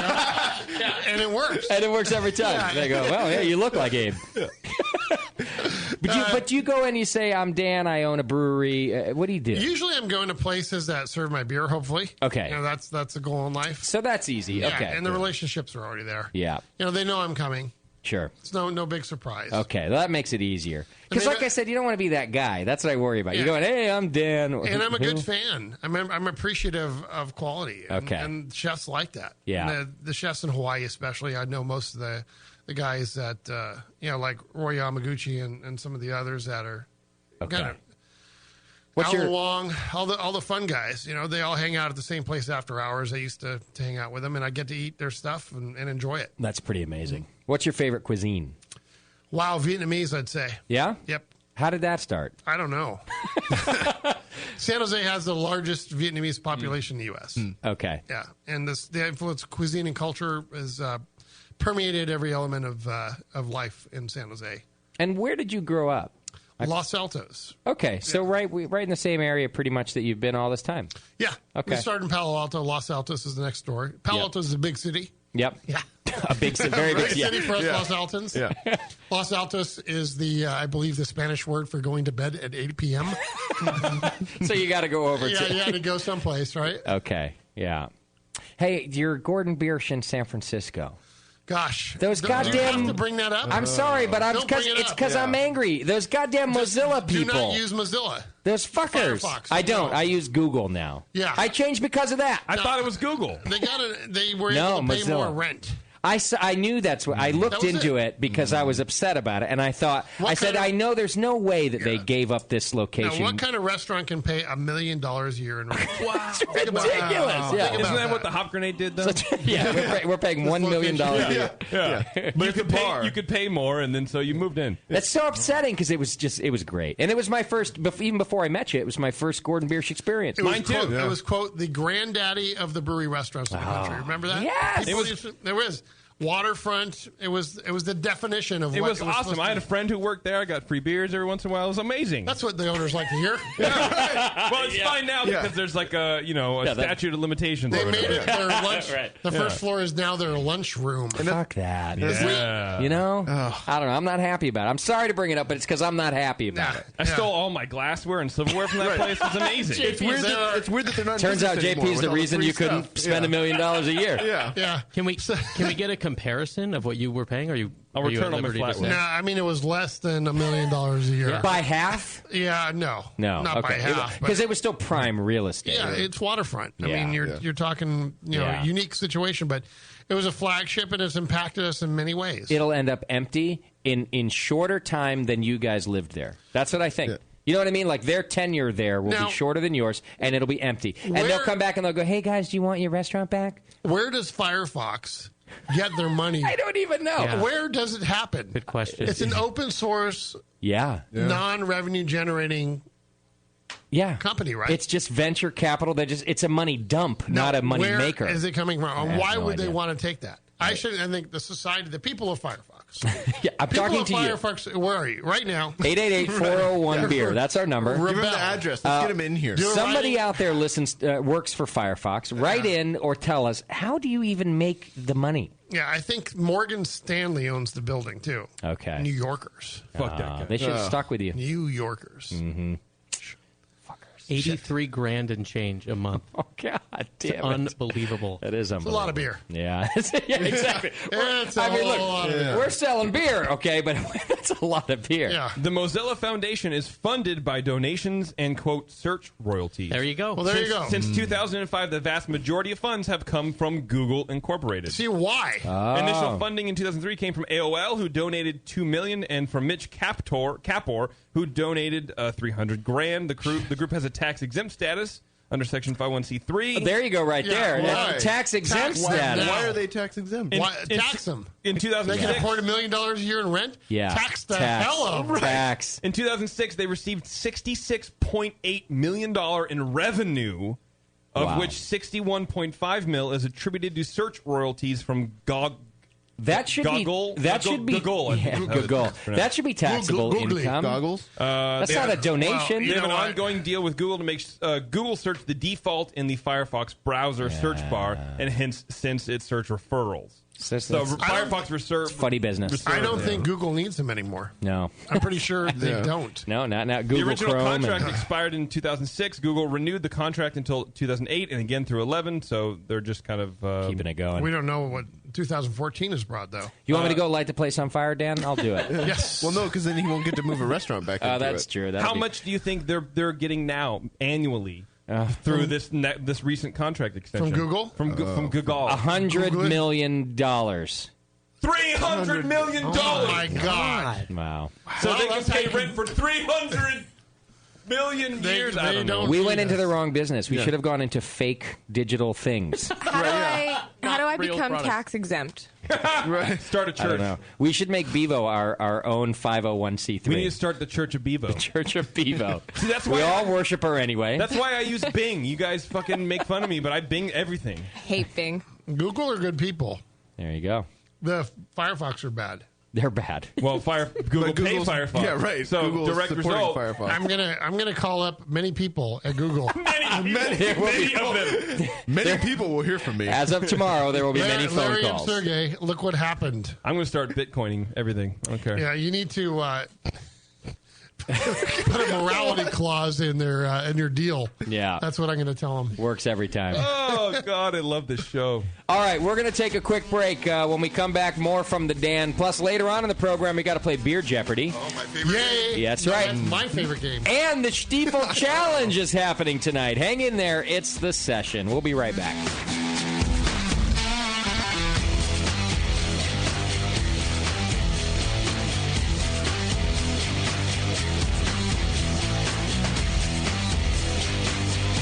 You're listening to the Brewcasters. Brewcasters on the Brewing Network.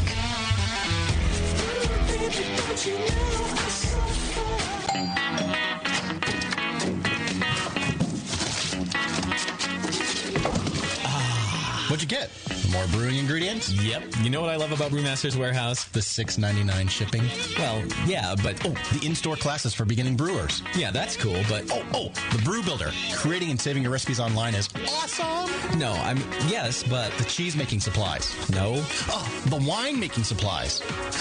The distilling equipment and liquor flavorings. All that stuff is awesome, yes, but what I really love is that the guy who runs it is totally hot. And that Brew Builder software is awesome. Oh, yeah.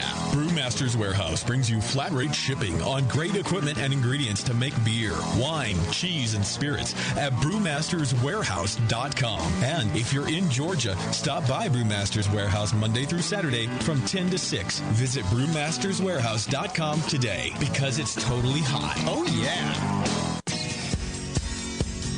Hi, I'm Jamel Zainasheff, and in addition to my work on the Brewing Network, I write the Style Profile column in every issue of Brew Your Own magazine. Hi, I'm Sean Paxton, and when I'm not prepping for the Home Brewed Chef on the Brewing Network, you can find me writing articles on how to cook with your home brew for Brew Your Own magazine. Greetings, cretins. This is John Palmer, and when I'm not writing for Brew Your Own, I'm reading it.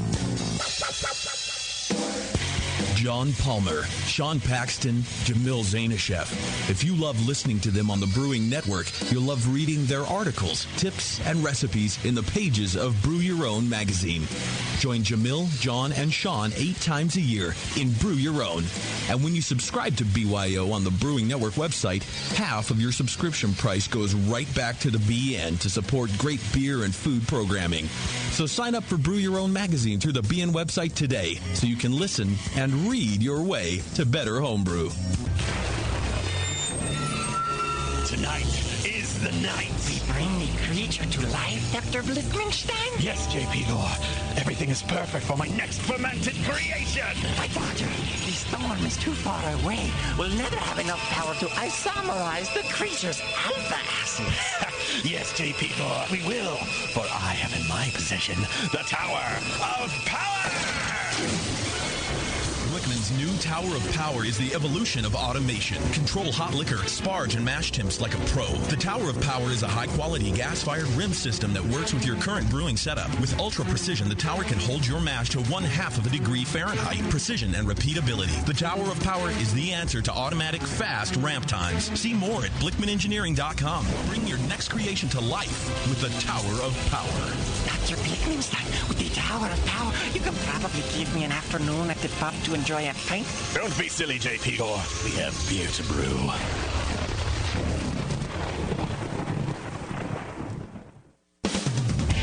The best thing to happen to brewer's yeast in a century is from White Labs. For pro brewers and home brewers, yeast in the new Pure Pitch package powered by FlexCell technology redefines how fresh your yeast can really be. That's because your yeast is cultured, grown, and delivered all in the same Pure Pitch package. It's never been transferred and never been exposed to the environment. Pure Pitch is powered by White Labs' proprietary FlexCell container, which took 6 years to develop and is designed to be the best home your yeast has ever traveled in. Just cut open a Pure Pitch package and pitch the purest yeast possible. Learn more about Pure Pitch powered by FlexCell technology at whitelabs.com. And while you're there, sign up for one of the many great classes White Labs offers, like Yeast Essentials 2.0 coming up August 22nd and 23rd, or any one of their great workshops for brewers, distillers, and vintners. Pure Pitch from White Labs. 6 years to develop, refine, and perfect. 2 seconds to open.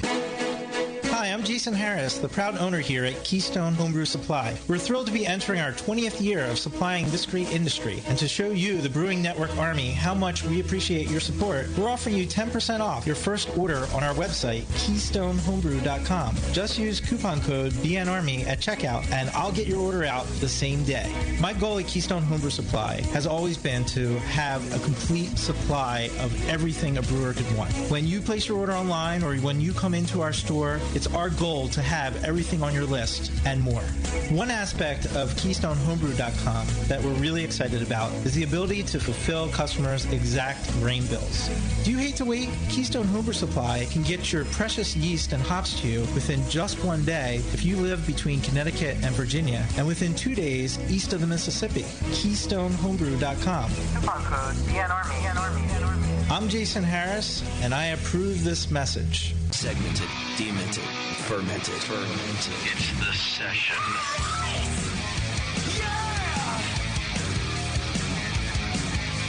All right, welcome back to the show, and thanks for hanging out with us. We got the Dan in the studio, christening the studio for the first time. Dan, by the end of tonight, we will name our new studio. We never name it before Dan comes in.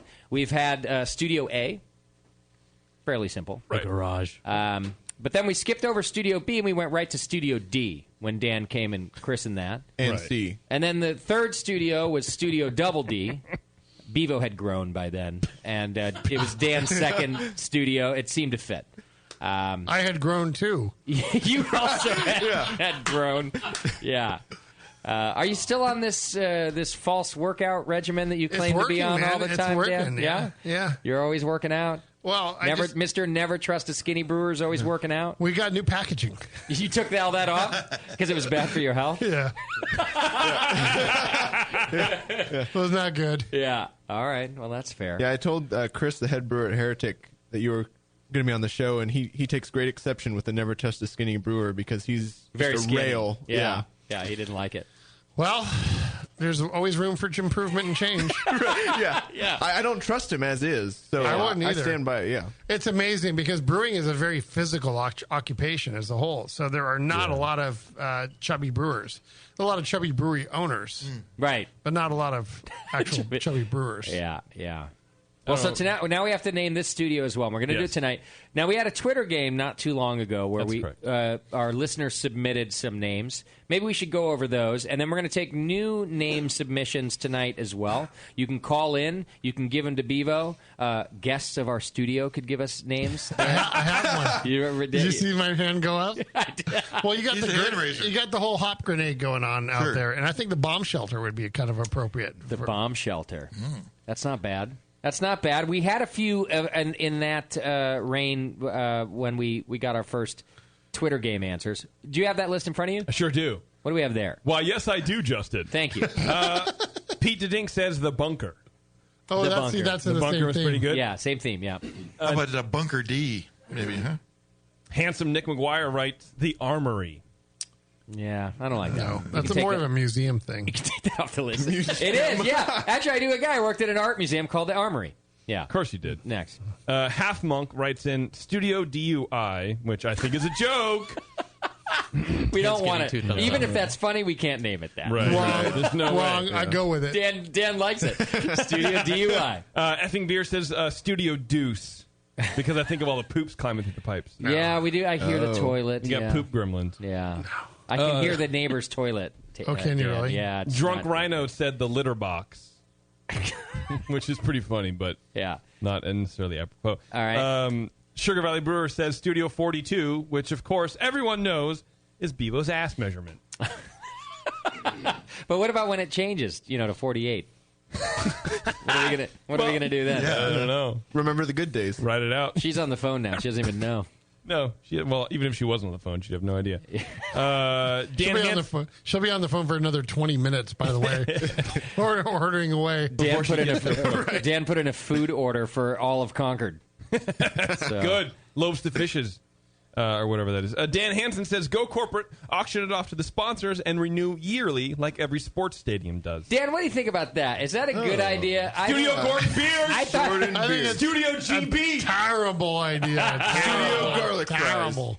Studio Garlic Farts. I have to admit, I thought about that for a few minutes. I was like, maybe we could do that. Like every year the sponsor gets to name the studio, but fans don't like that. I don't like it. Like I don't like that AT&T Park is AT&T Park. It's Giant Stadium. Unless they're funny. Unless it's a funny, word. Adam and Eve Studio? Yeah, because then it'd be like, Drill Me Down Studio or something. Yeah, as a plug-in Prius driver, I recommend against that. All right. Ed Ridzone said the Flushing Hop. Again, going back to the toilets. No. Christopher Vegas is the Beaton Barracks. No. Eli Lloyd said the safety pin or just the pin, which is part of those ugly tattoos everyone's been getting. He says. That's and not then we nice. had an instant submission versus the chat says Double Helix says studio courtesy flush. Yeah, well. So there you go. All right, so the only ones I like out of there are the bunker and Dan's the bomb shelter. But I'm still not sold. So 888-401-BEER or hit the chat button on the homepage. We'll give away a prize if somebody gives us a good name, especially if we pick that name. All right, you get a big prize then. Oh. Yeah. Wonderful. But we got to name it tonight because what's a studio christening if we don't decide what the studio's called? So this is it. The deadline is tonight by the end of the show. So how will we christen it? Because, you christen a boat while you crack a bottle of champagne on it. Yeah. And you do other things to whatever other things you christen. But what do you do for the studio? You give them the boot. The boot. The Stiefel Challenge. Yeah. Thank you, Dan. All right. See, the Dan knows every time. Well, you positioned me for that one. Yes, we did. Now, do you remember the last Stiefel Challenge that we did? It was me and Bevo against the Schumann brothers. And the good old shoe. And the Schumann brothers ended up puking like sissies at the end. Well, of it. they did a practice boot run, if you remember. Oh, they did? Yeah, that was that. Oh, I don't remember that part. Oh, yeah, they got an early jump. I forgot they got about an early that. jump, and then they got into it again. And I believe it was with Blonde Bach, a 7.3% libation that I would not recommend normally for Scott, bootology. one of our listeners has a submission for us. He slid it under the door. See, that's a good radio guy right there. Look at that. Slid a note. The operating room, because you're behind glass. It's not bad either. That's a good one. I like the hour. It works for Dr. Homebrew when you do your show, JP. There you go. We're now in the operating room. Yeah, I forgot that they had pre-gamed, pre-tested. They didn't understand what was going on. They had no They idea. walked into the All right, well, disaster. We're bringing it back tonight, and Bevo and I are going to defend our title. The Schumanns are coming? They may or may not arrive. Good old shoe? What I know Good is old that shoe. Bevo and I are going to challenge anybody and defend our title. And hopefully the Schumann brothers don't sis out and they show up too. Yeah. All right, some tricks of the trade on bootology. So we still got that coming up. Plus, we have Beer Jeopardy coming up. If you're part of our live studio audience, we're going to want some Beer Jeopardy contestants. It's easy, it's fun, and you win stuff. It's just fun! just for playing. So hang in there with us. Plus, we're going to take a caller to do Beer Jeopardy with us, and that'll be fun, too. All right, before we do that, a couple more things to talk about beer side. The Dunkels. Dunkles. I don't like that it has 8 names. So it's now in bottles, right? You can see. Dan is posing with Bevo, a bottle. can you please make sure that we're a close-up on Dan right now so that we can see the Dunkels? The You brand look new, good, Dan. This is on shelves now. right? Yes. This one. It's a limited release. It's in my glass from our tap. We have it on tap as well. One of the very few places on Earth, I might add. So, see, I really like that. Special. Once again, tell us about the style and then what makes this one.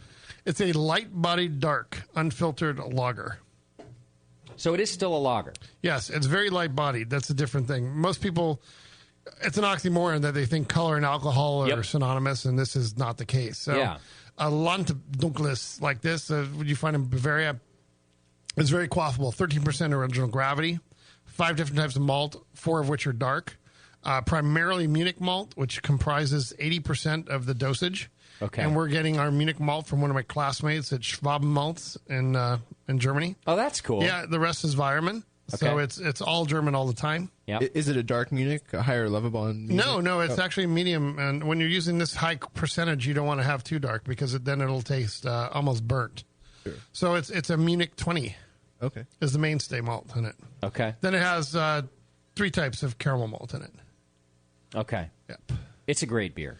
Thank you. And it's hard to. One of the things, a good signature about a great Dunkles is that there should not be anything but a pure white foam head to it. Oh, I see. Yep. In other words, not like a colored. If you ever see that kind of brownish, look, you know the what I call the Milpitas look. Yeah, that was a fail. Alviso, Milpitas. Yes, you don't want to see that. So you want to see a beautiful creamy white head on it on a good Dunkles. Is the unfiltered a part of the style, or is that just something? It's just anything we do in a big bottle is going to be unfiltered. We're priding ourselves in live beer in that sense, and and it does. One of the downsides or the upsides, either way you look at it, is the carbonation level changes because this is live, and we keep it, in cold storage, but the yeast is still not all dead. Yep. And it's a yeast-driven beer as well, right? It's not as clean a lager as, say, the Dortmund? Well, when you have this much complexity in the malt going on, it's got a huge malt base to it. You're going to not have as much of a prevalent autolysis flavor as the yeast starts to decay. Okay. Yeah, so that's one of the good things about this beer. But it doesn't, I guess, it's not supposed to be like a Hefeweizen, which has banana and clove and things like that, but it's also not as clean as a normal, like a Pilsner. No, because this is old school Dunkles beer. The way, when I was talking earlier about, in 1890 or so, all the beers were dark in Bavaria before that. This is it. This is how it used to be brewed. It's a good beer. They didn't have control over the kilning process during the malt production, and hence you had this kind of style. This is all you could find in Bavaria. Is a Dunkels different than a Dunkelweiz? A Dunkelweizen? Yeah, Dunkels this is a lager, so it's made and also made purely from malted barley. Dunkelweizen has 2 things going on. One is it's primarily Weizen malts, which is malted wheat. Okay. And it has, the top running W68 Weinsteffen yeast strain that kind of gives that bubblegum citrus banana clove. Got it. Flavor profile. So completely different genre. Completely different. Okay. Yep. The only commonality is color. Okay. So I'm a much bigger fan of the Dunkels than, say, a Dunkelweizen, but that's because I don't like wheat beers in general or Hefeweizen. It's not my bag. But this is a nice lager.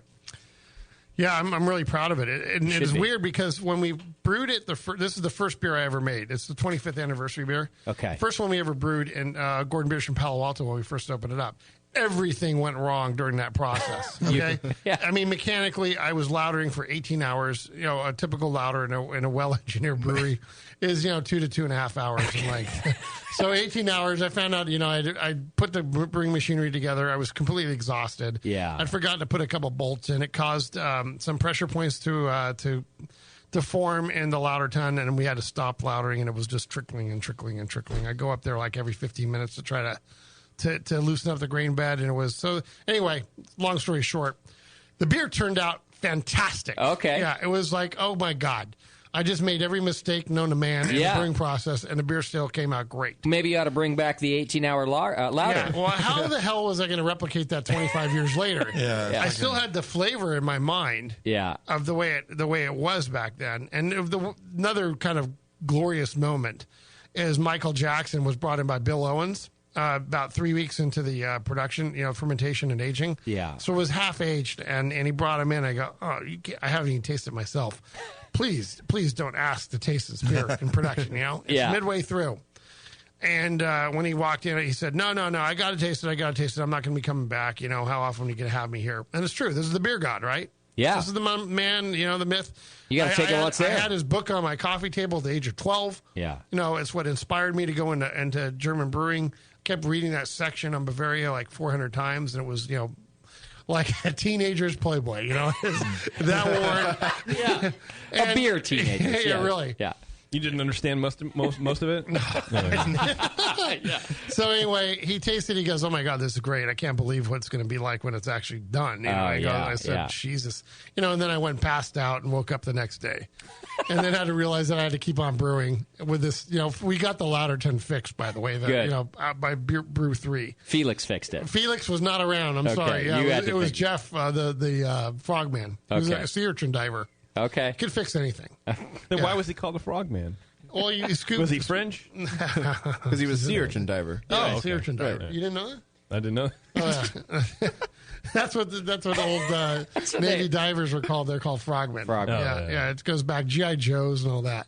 Why you was missed that part of your life, didn't you? No, I mean I knew that, but I didn't know why he was a sea urchin diver, but he was called a frogman. Well, scuba divers. All okay. right. We're going off track here. Yeah. Why was I need to know exactly what kind. JP needs to know. Where were they? Who was the first man called the Frogman? That's what I want to know. Why was it your first style? Why did you choose this one? I think it was my favorite beer style that I had when I was in grad school. At Weinstefan, the dark beer at Schlossbrauerei Au, which is in Au in the Hallertau, is the hop processing area right in the middle. Mainburg and Au are the two big regions where all the hop companies are headquartered. And the brewery, the Castle Brewery, their Schlossbrauerei means Castle Brewery, made a fantastic Dunkless, and it was actually in a swing top bottle too. Okay. So I go, this is really what I wanted to do. This was my reason for going there, and I wanted to make that. And it's actually the only beer we opened up with when we first opened Palo Alto. Okay. 25 years ago. So it meant a lot to me. That's why it's called our 25th anniversary, and not to be confused with having sat in the bottle for 25 years. Sure. A lot of people are confused about this. Yeah, let me see the. We got to dispel the rumor. 25 years, it says, of brewing. You have to read the line under. Celebrating. It says celebrating. Celebrating is real small. That means the beer wasn't bottled 25 years ago and we're just releasing it. Right. People are like, oh, I don't know if that's going to be okay. 25 years. It still has some hop character, remarkably. Yeah. It's hard to explain those things. For a double IPA, it held up well. Dan, this year is 25 years? Well, sort of. It really is a state of mind, 25 years. What do you mean? Well, we actually celebrated our 25th in May of 2000 and... we opened in 88, so that'd be 2013. 2013. Oh, that was for Christ's sake. So this is just that's a marketing okay. thing? It's still within the range of the 25th. I'm fine with that. The point I'm getting at not is the specific date. Oh, I want to old. point out. I've got wrinkles, man. 25 years of craft beer. Yeah.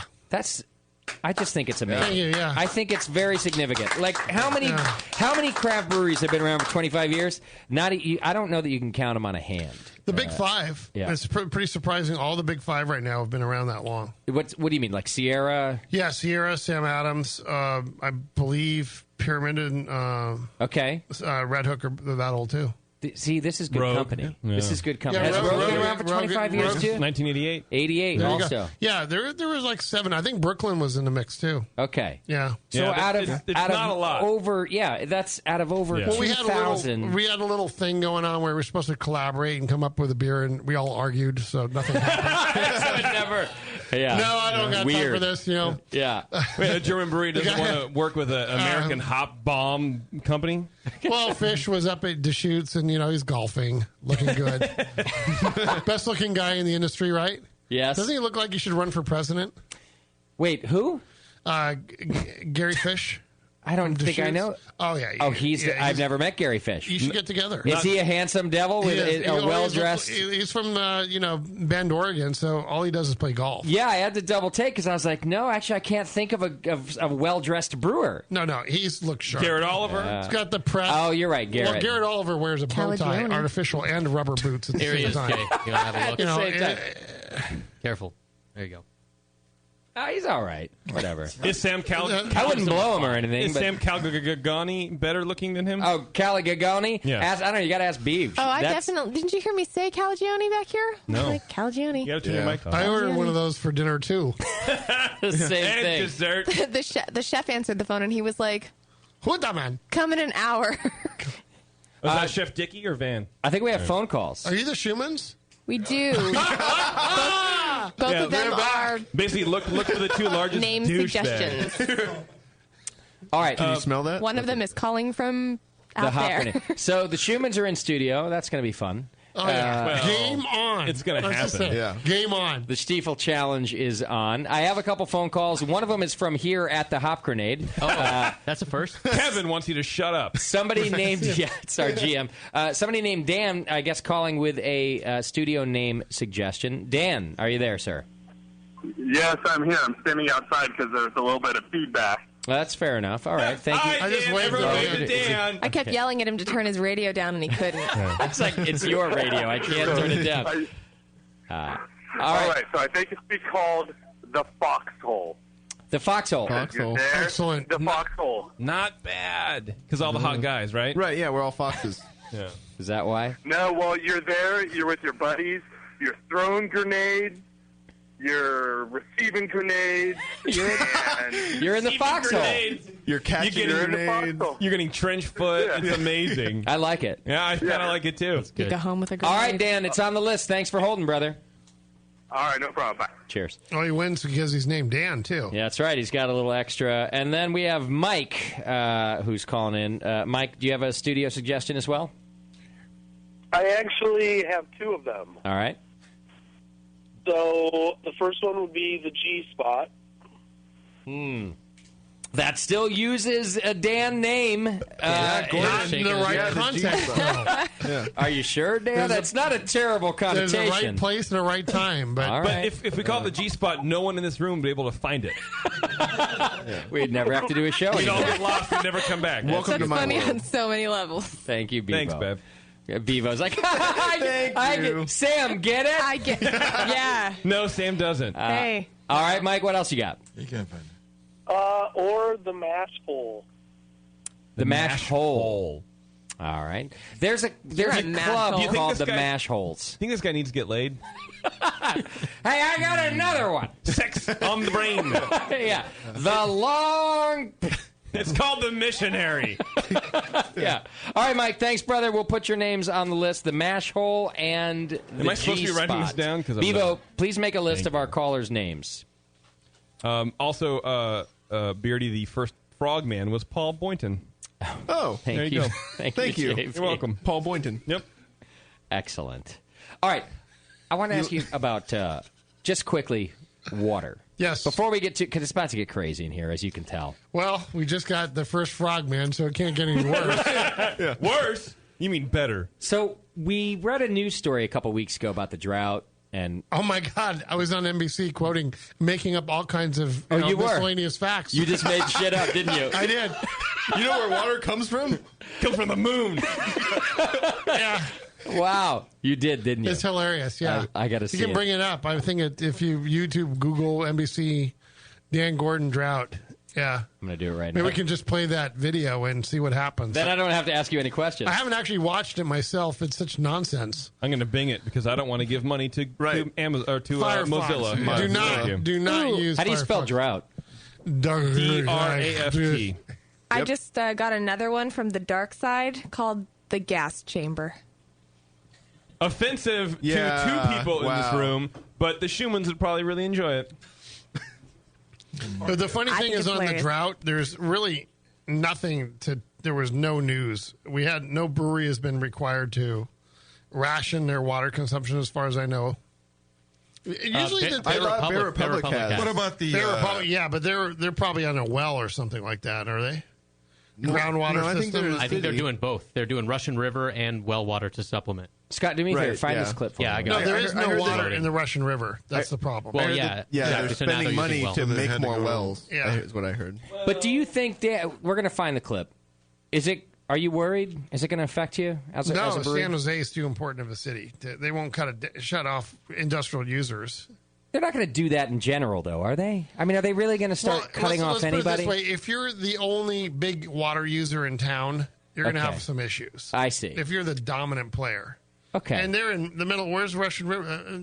Bear Republic. They're in the middle of nowhere. They're in Right? Hillsborough. Yeah. They're probably still not the dominant. They're not in Hillsborough. But they're in the middle Cloverdale. of agriculture, They're in so they're not the Cloverdale. dominant. They're still not going to be the dominant player. Cloverdale is the pot industry considered agriculture?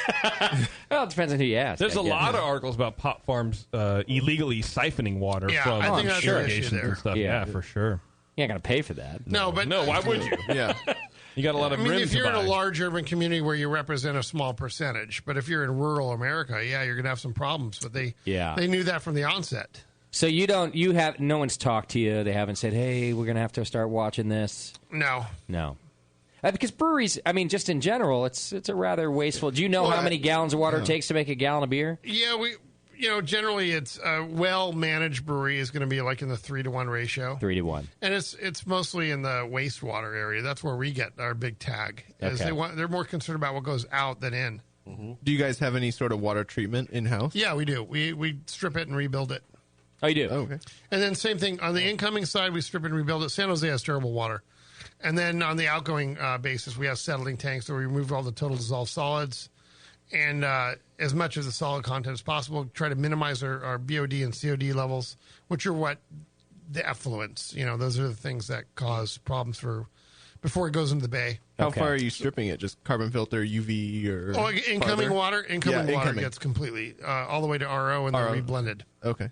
You guys ready to hear Dan spew some BS? Did you find it? Well, could they get tapped out? The historical drought may make breweries run dry. Some are worrying that production could drop if the dry weather extends into next year. NBC Bay Area's Ian Cole takes a sip. Hops, barley, malt, all important to beer, but water is essential. The future is the thing we have to worry about right now.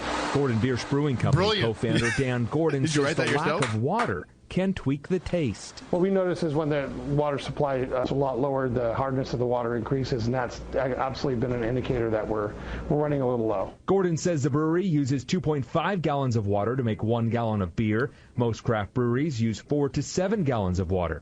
But if water companies impose mandatory restrictions, production could drop in this booming industry. If the restriction was higher, if we were put in a position where we had to go in a 20% restriction on the water usage, I have no idea how we'd be able to cope with that. Great soundbite again. So it isn't. I am so intelligent on live on TV. You are great. It's all Masterful hypotheticals, too. If they shut off the valve entirely, I'm not sure what we would do. Armageddon. Because it's all a hypothetical. Yeah. It doesn't even sound like, did they specifically ask what can you? I say? We haven't been put on notice from the city. Right. There isn't any indication. We all know that it hasn't rained in a long time. Right. People are still filling up swimming pools. They're watering their lawns. If you look at it, we don't have drip irrigation in agriculture. There's so many potential issues that could be put into play. Not issues. There's so many proactive measures that could be Before on this. Yeah. Before you take it out of food and beverage, Yeah. It's just like insane. I feel like the next quote could be something like, well, it's true, if aliens landed on the property, they could steal all of our beer. Justin, that would be devastating. That, and we need to stop this evaporation from a... My plan is to kill the sun. Right. The sun needs to get turned off. Yeah. Stop evaporation. Frankly, I believe the sun is the real problem here. Yeah, Michelle Obama is going to next tackle evaporation. She's going after world hunger. It's the next thing. Next thing is evaporation. If there's one thing I fix. And guess what? Gravity is next. We just need to stop the water from leaving the world. That's the real culprit here. The sun is the main contributor for global warming. I feel like it's a fact. We need to have psychologists ask the water why it's leaving. Yeah. We need to have them figure that out. The real problem here is water is leaving. Why does it want to leave? What else from Dan? How we'd be able to cope with that. The concern is statewide. The California Craft Brewers Association says if the drought extends another 2 or 3 years, prices would jump. So the industry has been good about water conservation in the past, but I think we need to get better. And This is Tom year McCormick we're from learning the how to do Craft that. Brewers Association. Now, California's 400-plus craft breweries hoping those essential ingredients will be here in the years to come. You have to prioritize. Swimming pools may have to go empty, lawns, but we got to keep on brewing beer. We're going to have a lot of angry people out there. I'm trying to temper the seriousness. Temper humanity into. Yeah. We don't want riots out there. No. You shut off the beer supply, God knows what's going Listen, to happen. swimming pools and showers, they can go, but the beer must stay. It must bring beer to the people. That's right. Isn't that the hop grenade mentality? Yes, it is. That, in fact, that's our slogan. We just stole it from you. Oh, did you really? Yes. I just Bring beer to the people. Yep. The hop grenade conquered. As long as we I pay think for my it. interview was brilliant. It was pretty good. Yeah. And I like Tom McCormick, a lobbyist, commenting on something he has no idea what he's talking about. Yeah. Well, I have no by idea. the way, he's full of shit. The beer industry has generally been good at conserving water. It isn't. We're Bullshit. very good. Yeah. It's let's- a green industry. Let's be honest here. Yeah. I mean, we do a lot for the community, but saving water's not one of them. Nope. It's just part of the business. Yep. All right. I got some chat questions. Let's get through those, and then we'll move on to Beer Jeopardy. Which is what we're all here for. That's right. All right, first of all, the Dark Side writes in, question for Dan. Any plans to get to the Northwest anytime soon? I believe there is a Gordon Biersch in Seattle. Okay. And I will be tooting my horn in the most literal fashion on August 19th at the grand reopening there. I'll be playing with a jazz group. Oh, sweet. You're going to play. Stephanie awesome. Porter, hell of a vocalist. I'll be backing her up. We'll do a little Frank Sinatra kind of thing. Nice. Dan is one hell of a musician, too, so go out for that. All right. Best guy in my price range. Let's see. Here's another question. The Schumans are pacing, by the way. Right.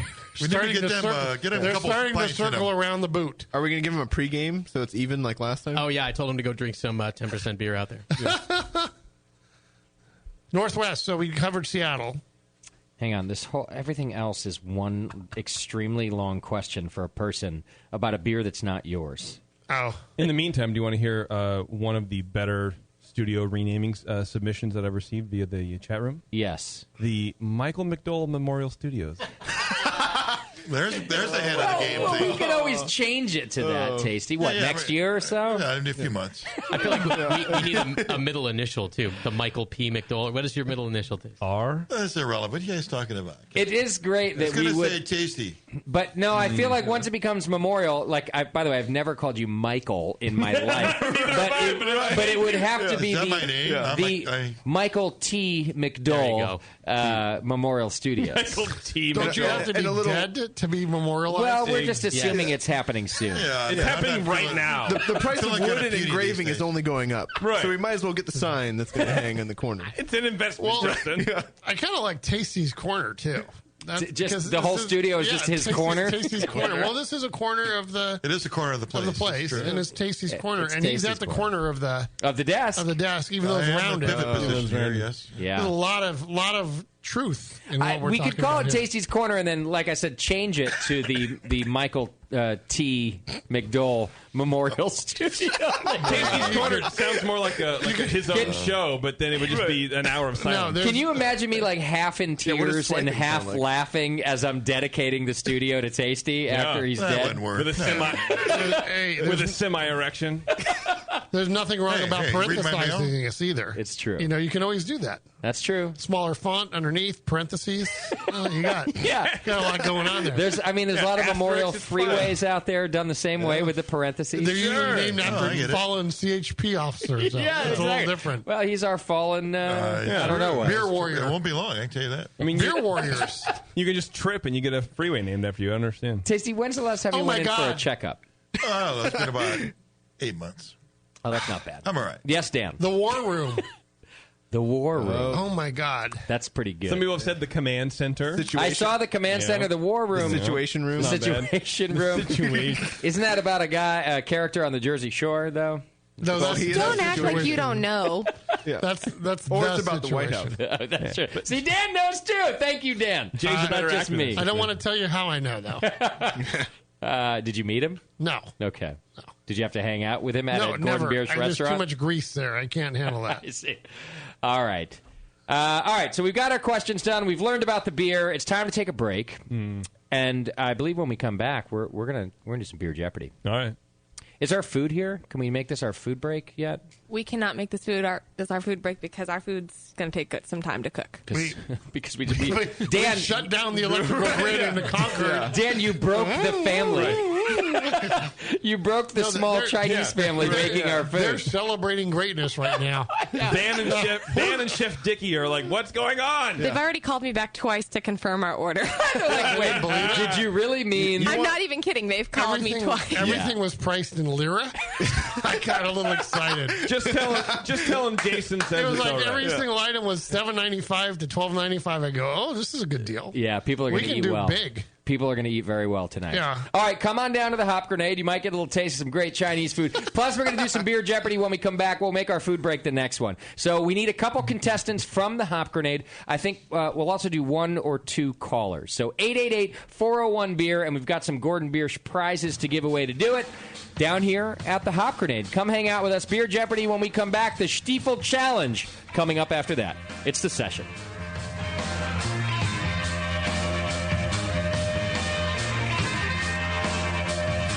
You're listening to the Brewcasters on the Brewing Network.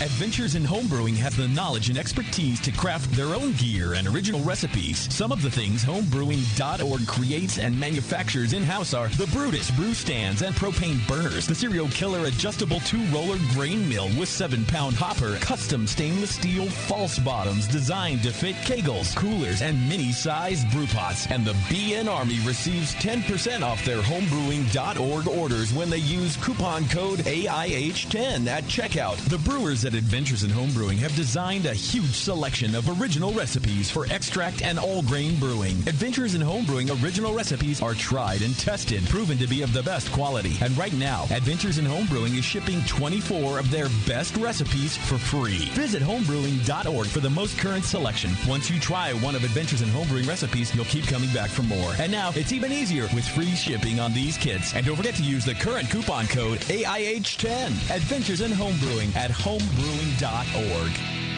Downtown Joe's, where everyone is welcome, especially if you like drinking and tasting beer. Head brewer Colin Kamensky's favorite beers are the Tantric IPA and the Double Secret Probation IPA. But you'll have loads of others to choose from when you redeem your exclusive Brewing Network savings. Downtown Joe's is the best brewery destination and the hottest night spot in Napa. Colin invites all homebrewers and fans of craft beer to stop by and enjoy the great food and beer. Whether you're in the mood for riverside dining, live music, or just hanging out at the bar to meet a person of the opposite sex or a person of the same sex, Downtown Joe's has exactly what you're looking for. And now just mention the Brewing Network to receive $1 off your beer at Downtown Joe's. That's right, take $1 off every one of their great selection of craft beers, including the Lazy Summer Wheat, Golden Thistle Porter, and the Triple Dog Dare You. Come to Downtown Joe's and enjoy the laid-back atmosphere of Napa's best brew pub. Visit downtownjoes.com right now for current beers, the live music schedule, or to drool over their delicious menu items. Downtown Joe's, your neighborhood brew pub where everyone is welcome.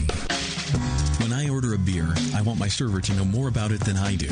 I want someone who enjoys good beer and loves helping others enjoy it too. I want someone who knows how to pour a perfect pint for every beer style. I want a Cicerone.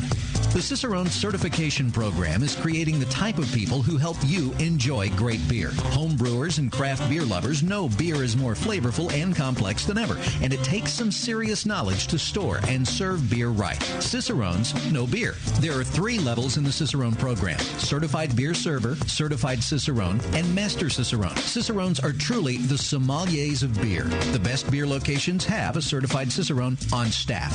Relaxed and unpretentious. Cicerones are tested on storing and serving beer, beer styles, flavor and tasting, the brewing process and ingredients, and pairing food with beer. Learn more about your next beer guide at cicerone.org. Certified Cicerone, because it takes top talent to present a perfect pint. Hey, Wooly, I'm beat. Can we find a nice tree to just hang out in for a while? You're beat. I've been swinging through this forest for 50 years, ever since we first escaped from the circus. I know, but there's got to be more to life than exploring this creek and trying to populate the valley by copulating with loose, hairy girls. Marquis, stop. Look! What is that? It looks like a man-made treehouse with fresh food and craft beer. Welcome to the Creek Monkey Tap House, boys. Grab a seat. Creek Monkeys drink free. Awesome! The Creek Monkey Tap House in Martinez, California takes their mission of fresh food and beer seriously. They only serve locally raised beef and chicken, as well as local sustainable produce. It's better for you and the planet, and it just tastes better. The beer and wine at Creek Monkey Tap House are chosen with the same care for the highest quality and rotate frequently to make each visit an adventure. Swing on into the Creek Monkey Tap House and enjoy a new legend of amazing food, beer, and wine. The Creek Monkey Tap House, online at creekmonkey.com. You're listening to the Brewing Network. Because like beer, radio shouldn't suck.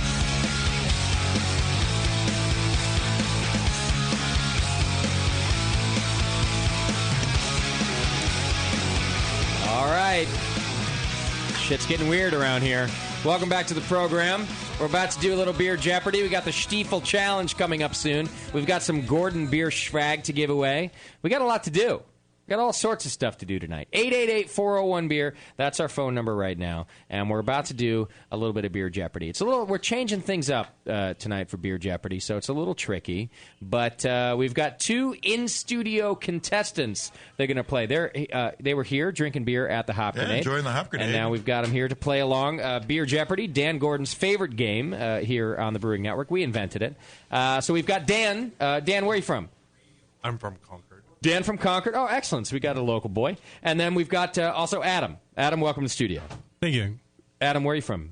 I live in Walnut Creek. I live in Walnut Creek. All the way. All the way from Walnut, from sunny Walnut Creek. It's getting exotic here. But I'm so far from home. I'm from Reading originally, so I've only migrated 3 hours in my entire life. Okay, perfect. Ever.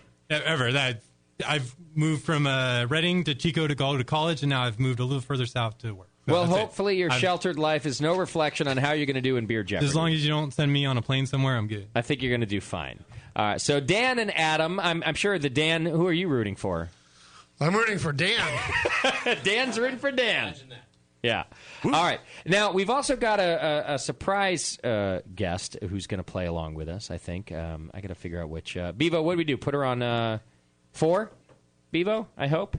If I've done this right, I think we have Haley, who is, by the way, Haley Gordon on the line to play along. Uh-oh. Hi, Haley. Hi. Thanks so much for being on the show with us. I appreciate it.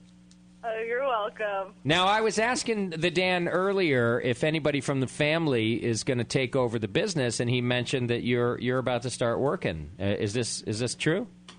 Yeah, I'm almost done training, and in like 3 more months, I will be the sales rep for San Francisco East Bay. Congratulations to you. Good territory. She will be here at the Concord Beer Festival. Oh, perfect. When we do our Winter Brews Fest. Yes. She should be here. Well, we'll see her there. She's moving in from Martinez to Concord. Oh, she lives in Martinez. That's right. The Bay Area Craft Beer Fest in Martinez. You'll have to do that one. She did that one. And then ours here. Now, Haley, let me ask you, do you see yourself taking over the company when the old man, gets a little senile or what?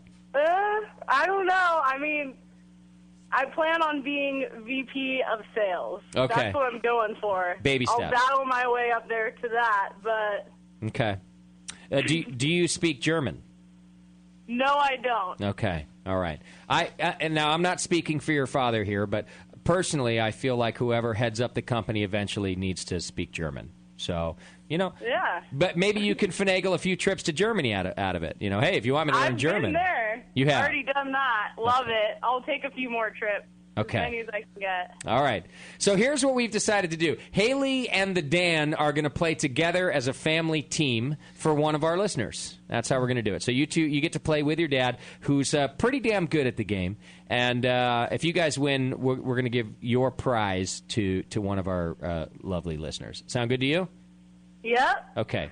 Fair enough. Let's find out who else. I think we only then have room for one more contestant. So we're going to go to line 1. He was on first, and that should be Dominic. Dominic from Idaho. Dominic, are you there? Yeah, I'm here. All right, brother. You're playing on your own against the Dan and Haley, the other Dan, and Adam. Are you good? Yeah, I'm probably screwed, but yeah, I'm good. You'll be fine. You'll be fine. All right, I'm going to drop the other two calls, guys. Sorry that you didn't make it into the cut, but that's just the way the beer pours. Something. Thank you, Moskowitz. Thank you. With spills. Thank you. I appreciate that. Now, does everybody needs a sounder of some sort, right? Well, that's right. You guys are going to have to buzz in. Everybody always has to buzz in, just like regular Jeopardy. I will ask you. I will give you the answer, just like in Jeopardy, and you will give me the question. So you must answer in question form. Dan, of course, you remember how that goes. But before you do that, you're going to have to buzz in with a sound. And, of course, you just do that with your mouth here in Radioland. So why don't we start with Adam? What do you think? What's your sound going to be to buzz in with? Well, I'm a car guy, so I'll go with vroom. Good enough. Vroom. All right, that's Adam. I better write it down in case I don't recognize the sound. You could help. Haley, do you want to invent the sound for you and your dad? We can go with... Nice. Dan, let's hear you do it, please. Perfect. I watched the Tim Drum. I love it. All right, Dan, what's your buzz-in sound? Boop, boop. Again? Boop, boop. Boop, boop? I would go with one syllable if I were you. Boop. Good enough, Dan. There we go. All right, and then who is our... Oh, Dominic. Dominic, what's your sound going to be? How about Well, what? Give it to me once. He's going to have a stroke in the middle of it and calling for help, and no one's going to get it. I got it down, man. Dan's got it down. I'll do it for you. You don't even have to worry. Dan, can you please buzz in for him now? Okay, just hold up your hand and I'll do it for you. Oh, this is going to be fun. All right, here's the deal. I'm going to give you your categories. Each category has 4 questions. The first one would be worth 100 points. The second one, 200 points. The third, 300 points. You get where I'm going. One of these questions will be a daily double. That just happens. It's Beer Jeopardy. I will then make the sound with my mouth for the day that you have a daily, sound. All right. double. And in the end, you're looking for the most points. Then, of course, we've got Final Jeopardy, where you get to gamble your points away for one final question. All right. Your categories today are Those Crazy Foreigners. That's your first category. Then you've got... Wait, Dan, I got to do this right. Tut ist wie ein Deutscher. Can you do it for me better than I just did it? No, you did it perfectly. Tut ist wie ein Deutscher, which is do it like a German. That's your second category. You can, by the way, say it that way if you prefer. Your third category today, in the name of beer. And your final category, can you hold my beer? All right. So when it comes to your turn, just pick a category and pick a number. You can go straight for the 400-point question, but it'll be more difficult than the 100-point question. It's all pretty simple. And you know what, Haley? We're going to start with you. You get to choose the first category, and you and the Dan are in on the first category. Everybody gets to buzz in, though, right? So as soon as Haley picks, so those crazy foreigners, do it like a German, in the name of beer, or can you hold my beer?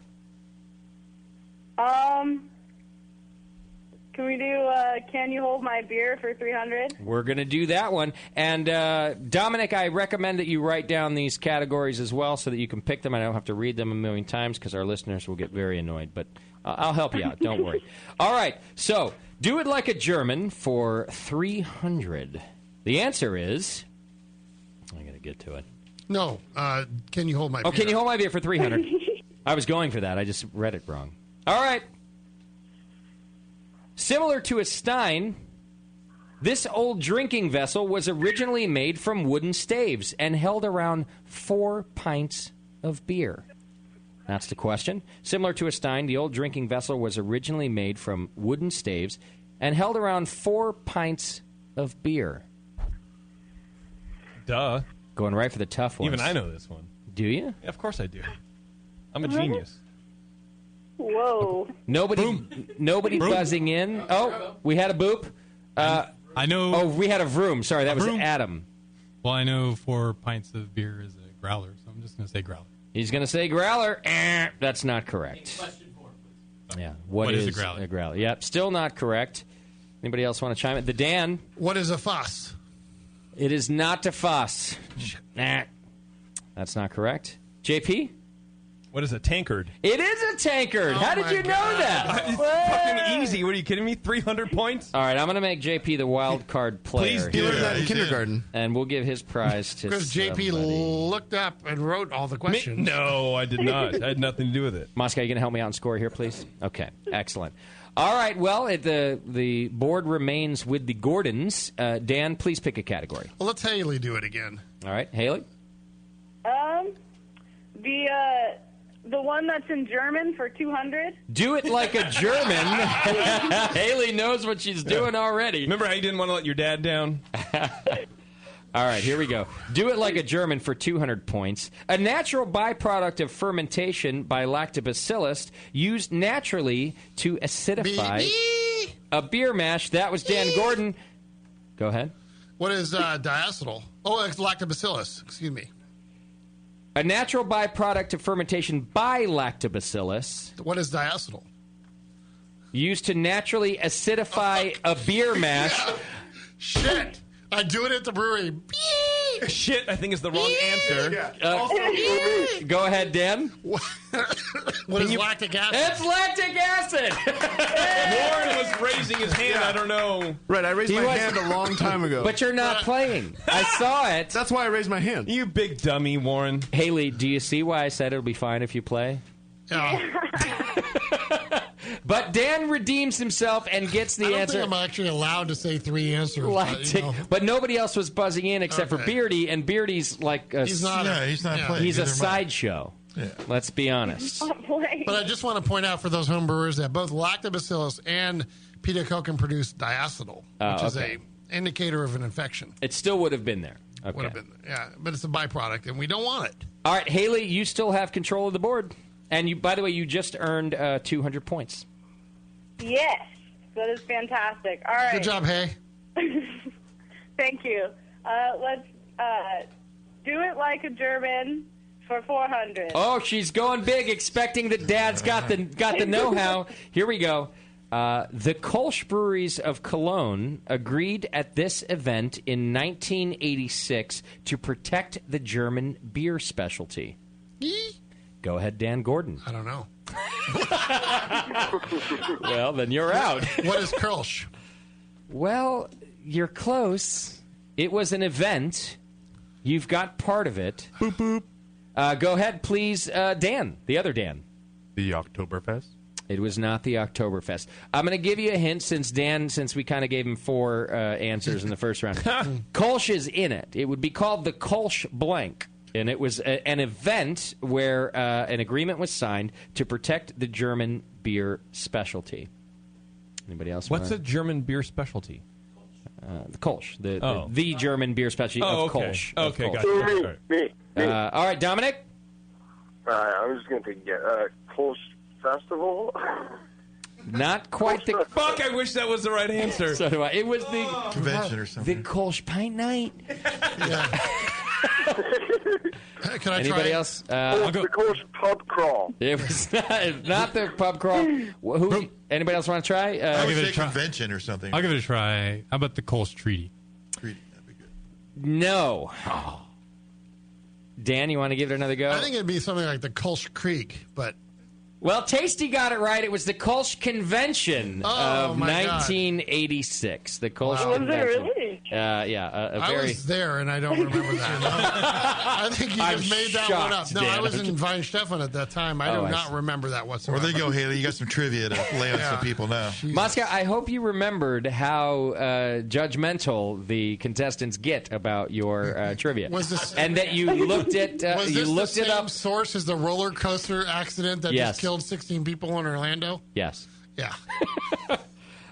However, since nobody else got the answer right, the Gordons are still in control of the board. We're never going to get that one right. Haley, go ahead, please.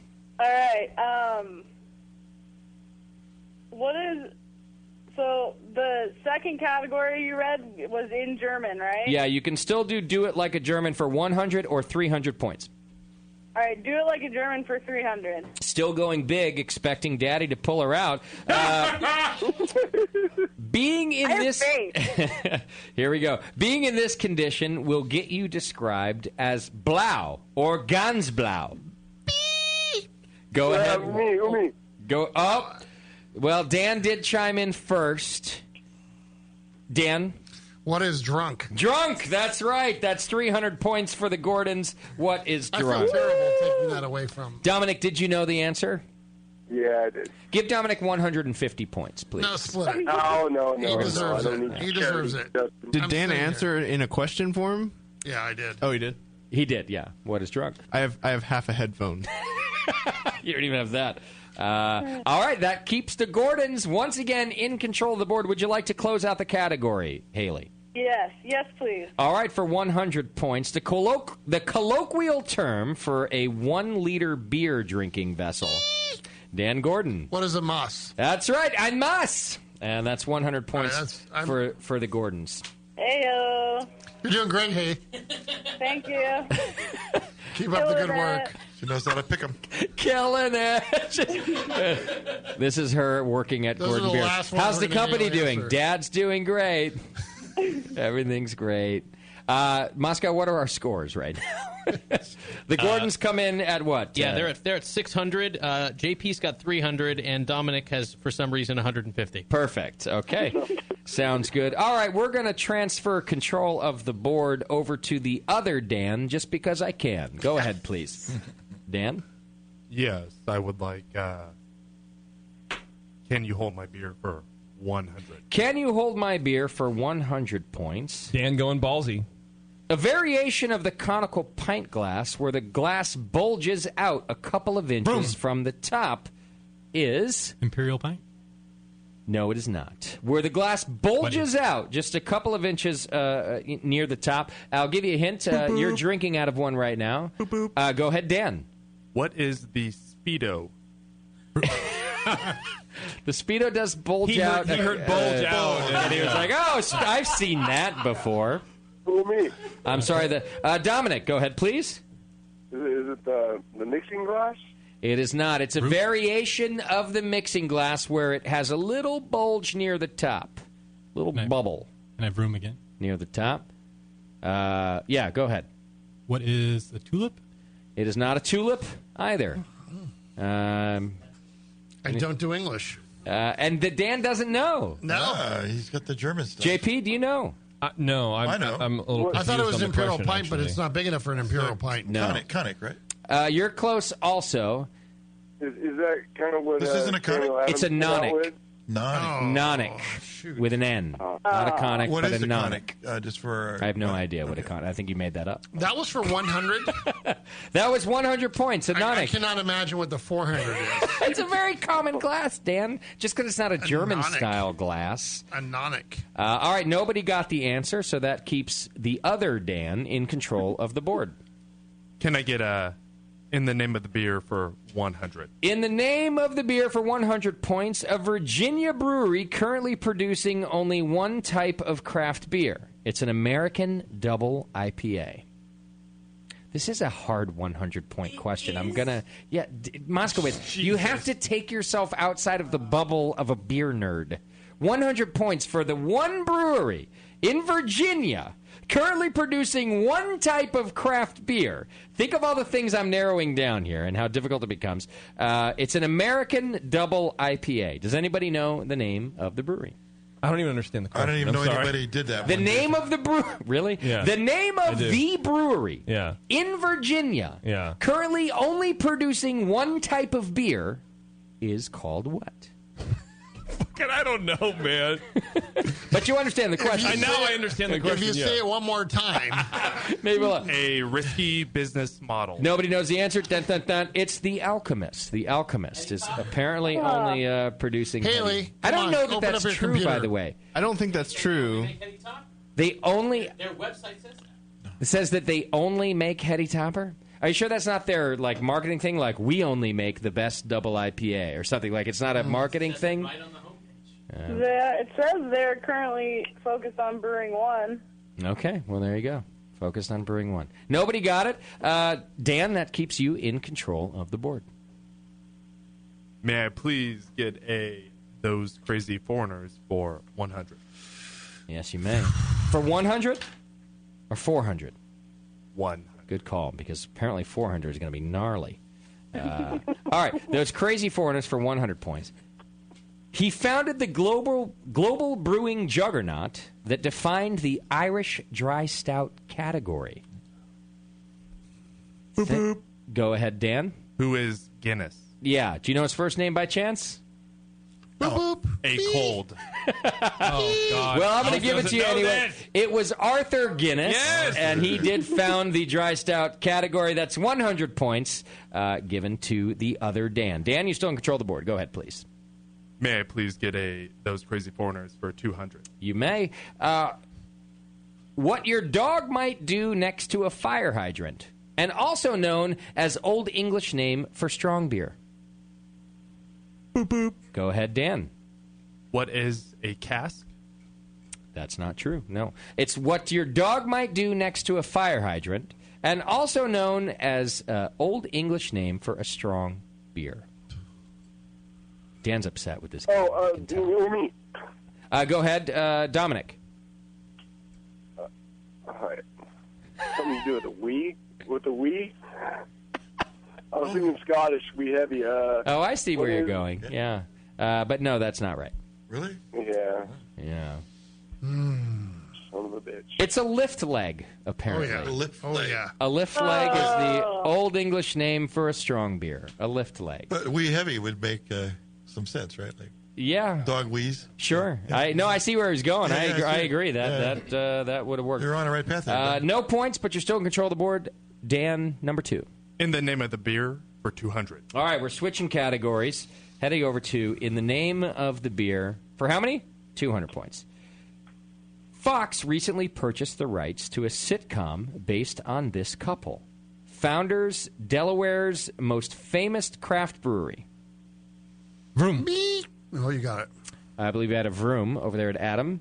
What is Dogfish Head? Yeah, Sam and Mariah Calagione. There you go. You're kidding. That's 200 points. Really? That's news to Dan. Is that What is this news? I don't know. I never heard of this. They picked up a sitcom based on the Fox? on What the are you talking Dogfish Head Brewery. They purchased the rights to develop that sitcom, so it could be a while. But yeah, How many shows are going to be made about Dogfish Head? Here's a trivia question. How many Dogfish Head shows before one makes it? I like it when the brewing machinery parts fall into the bottle. At the Dogfish You like Head that Brewery. episode, That right? really helped us all out in the craft brewing industry. They were being real. Quality first. They were just trying to be. All right. No, that was not intentional, by the way. So you just got some points, Adam. On the board. 100. Yeah, on the board for 200, and that gives you control of the board. Well, Go ahead, please. Let's stick with the category I got right. In the Name of Beer, 300. In the Name of Beer for 300 points. Jacob Best founded this brewing giant in 1844 that now also produces the beer of the defunct Schaefer Brewery. Oh, my God. What brewery produces the beer of the defunct Schaefer Brewery? How old do you have to be to play this game? Like 109? Or a hipster for this question. For this particular question, you might little just hint have to there. be... Vroom. You got one? Okay, go. Who buzzed in? Adam, go ahead. What is Pabst? The Pabst Brewery. There you go. That's 300 points. And still in control of the board, Adam. Oh, this category is mine, so I'm going to go with In the Name of Beer, 400. The middle name of our very own Dr. Scott. Our co-host, Dr. Scott. What is his middle name? That's right. That's the 400-point question. For a category about beer? Well, for the category about can you hold my beer? Oh, okay. In the name of beer. Whatever. Oh, either one. It is a name we're asking. I get it. Yeah. The middle name of Dr. Scott Lothamer. I'll give a hint. Boop, boop. Go ahead, please. Danger. No. It does start with a D. I'm going to give everybody else a hint who's playing along. Also the name of a duck. Vroom. Adam. What is Donald? That's right. What is Donald? Scott Donald Lothamer. He's kicking. I think he's winning. 400 points now for Adam. That Haley, we're closes losing. out the category and keeps control of the board with Adam. Go ahead, please. Let's go with Can You Hold My Beer for 200? Can you hold my beer for 200 points? A common English keg size of 21.6 U.S. gallons, or 81.8 liters, is called what? What is a firkin? No. Really? Broom. Apparently no. No, that's too big. Broom? Adam, go ahead. What is a cask? No, although I would like to know if there were other words for this particular name. Will you look that up for me just in case there are other words for this one, please, Scott? A common English keg size of 21.6 U.S. gallons, which is what? More than... It's 2 times a firkin. Firkin's 10. It's 2. Yeah. Or 81.8 liters. So it's bigger than a firkin, Dan. Right? Yeah, it's like 20 gallons, 21. Anybody know? Yes. I think I might. Dominic, did you buzz in? No, I did not. Oh. I'm hearing voices in my head. I know Haley didn't buzz in. Hey. All right, I had to do it. Just once. What do you mean? I'm buzzing in now. All right, Dominic, go ahead. Time to Google Dominic's Googling the shit out of it. Go ahead, please, Dominic. What is Scott is a fucking dick for coming up with fucked up questions. Yeah. That's very good. Give us some points for that. Is it free guest time? Is it free guest time? Yeah. Yes. Do you want to guess, Dominic? Boop, boop. That was my guess. Oh. No, I just, yeah. Yeah, JP. No, we had another guy call in. What is Or a ring in. kilderkin? It's a kilderkin. Did you read over my shoulder? Or you No, just he knew read over kilderkin? Scott's shoulder. Yeah, great. Can I position myself Good next move, to the Dan. computer, too? Dan is on the board with cheated. kilder. He read It's a over Scott's kilderkin. shoulder. And Moskowitz, are we sure that there's no other name for a kilderkin? Okay, just checking. Boy, Moscow's he's a tough Jeopardy. Can we get a game. score readout now? I think Adam's winning. Yeah, let's do that. Yeah, Adam is in the lead with 900. Dan and Haley are at 600. JP still at 300. Dominic at 150 free points. And Dan, you just scored how many on that category? 200. So you're at 300. I think All right. he's -5 for cheating, though. And Dan is now in control of the board. That's how it works around here. You know, he cheated, right? I'm not joking. Yep, gotcha. Okay, all right. Good. Still in control of the board. All right, good. Just want to make sure. Yeah, like I said, that's how it works around All right, here. good. I just want to make sure. He's a cheater. We're all thieves, you know. Who has control of the board? Dan does. Okay, thank you. Can you hold my beer for 400, please? All right, Which can you one? hold my beer for 400 points? Oh, Jesus, Moskowitz. Cork cells Oh, my God. contain this waxy material that is almost impermeable to water or gas. Boop, boop. What is the waxy material? Dan? Chlorophyll. No. Wrong. That's... Beep. Who did you think was playing this game? Go ahead, Dan. I'm going to go with paraffin. What is paraffin? No, but it ends with Rin. I like Dan's buzzing because it sounds like he's flatlining all the time. It sounds like Tasty finally bit it. That is the only waxy substance I know. Every time Dan I'm buzzes going in, we for it. all look at Tasty. Haley, you got Follow one? me. What is Suberin? Yeah, that's right. Haley. Plenty of time to Google. Yeah, my girl. Haley with the Win at any 400-point Win at any question. cost. Yeah. All right.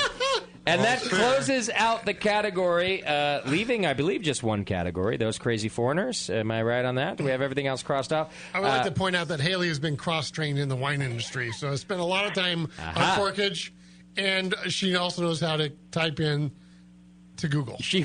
Although she, Not Firefox, she though. might not have had to Google at all if she's in the wine biz. Yeah. Haley? My roommate knew the answer. Okay. Fair enough. Who's going to the University of San Francisco? Which one is that? UCSF? How many roommates? UC Davis. Oh, UC Davis? Okay. All right, Haley, you're in control of the board. You've got those crazy foreigners left for 300 or 400 points. Those crazy foreigners for 400. 400, going big once again. According to the Code of Hammurabi,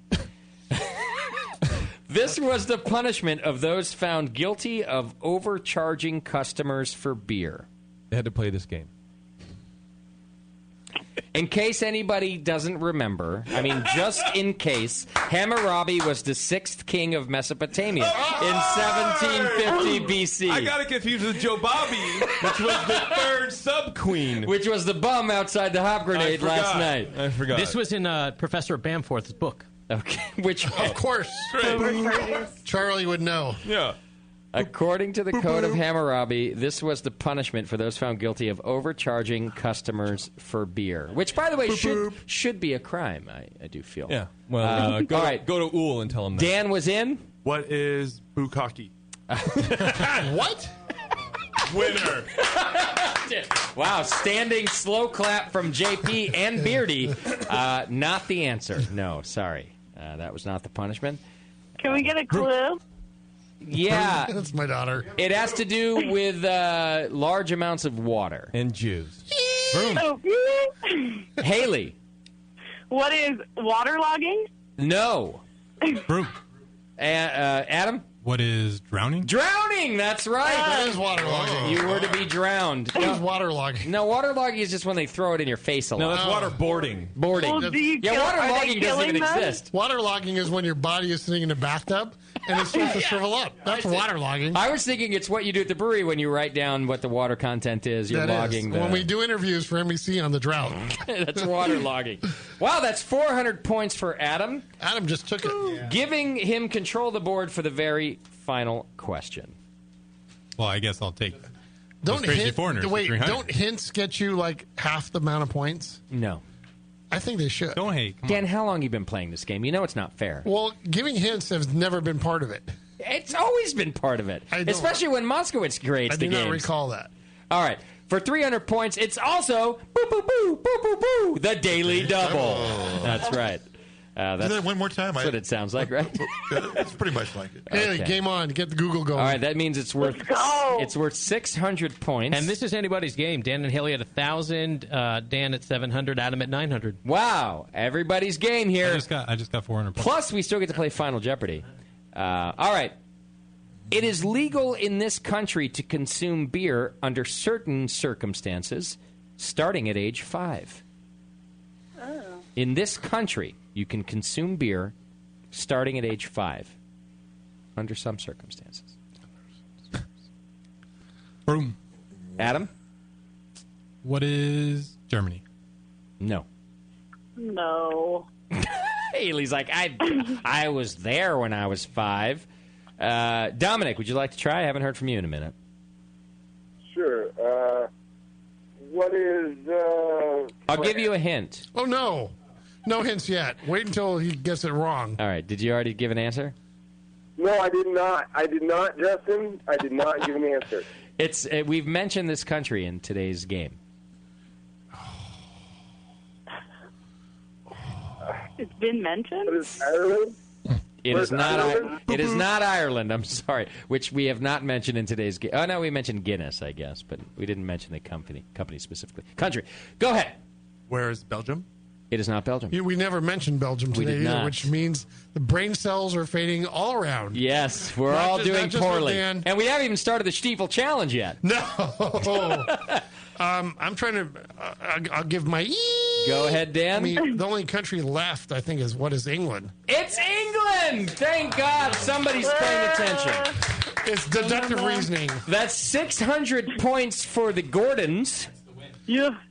But that was a very defensive move on my part. It is not the win because we still have Final Jeopardy where you can bet your points to come back. That's right. So tell everybody how many points they have, please, Scott. I recommend you write this down, each of you. Dominic, yourself included. That way you know how many to bet to still get the win. Dan and Haley at 1,600, Dominic at 150, Adam at 900, and Dan at 700.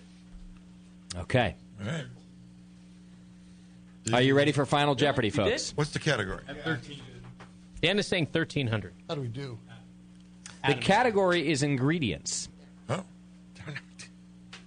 All right, wager. Now you make your wager.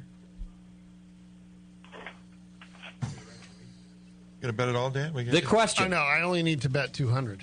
Where do I put it? Right, Haley? Yep. Keep it safe. Adam has 1,300, so he's only 300 he behind does. you. Oh, I yeah. missed that one.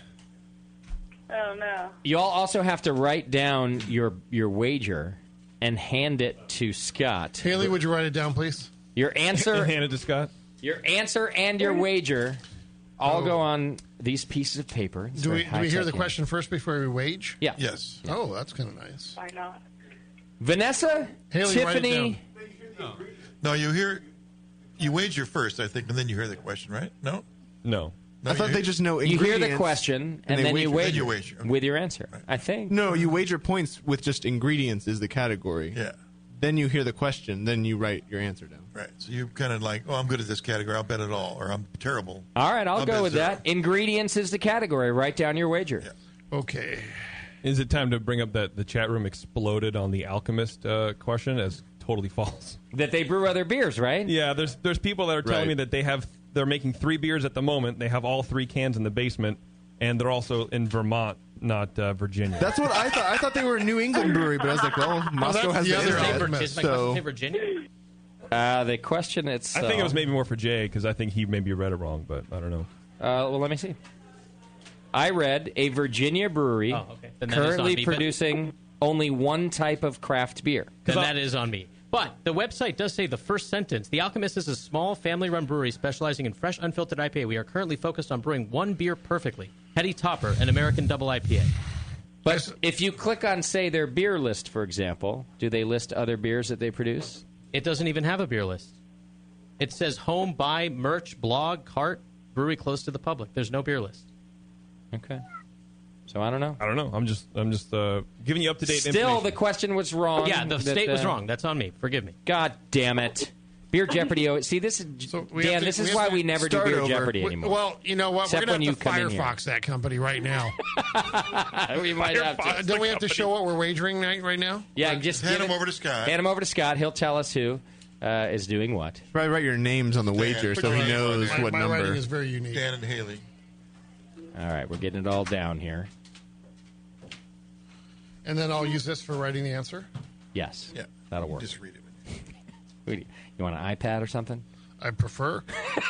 Yeah, I would. Two preferably, but one will work. I can borrow one from Felix. Felix, I just need one. Where are you? I think they have to write their answer on here, too, don't they? No, we've done it. We've changed it thanks to Beardy, I guess, that they're doing their wager first, and then I will ask the question. I'm going to copy off Adam. So. Yeah. Now you need new pieces of paper for your answer. You know, paper doesn't come at a. It's not free. It doesn't grow on trees, or does something. Takes a lot of water to make this paper. All right. The question is: Vanessa, Tiffany, and Regina are varieties of this raw ingredient. Dominic whispering to who knows who.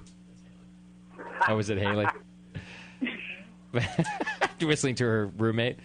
Vanessa, Tiffany, and Regina are varieties of this raw ingredient. Just you don't have to buzz in for this one. Just we never took Dominic's wager. Dominic, what was your wager?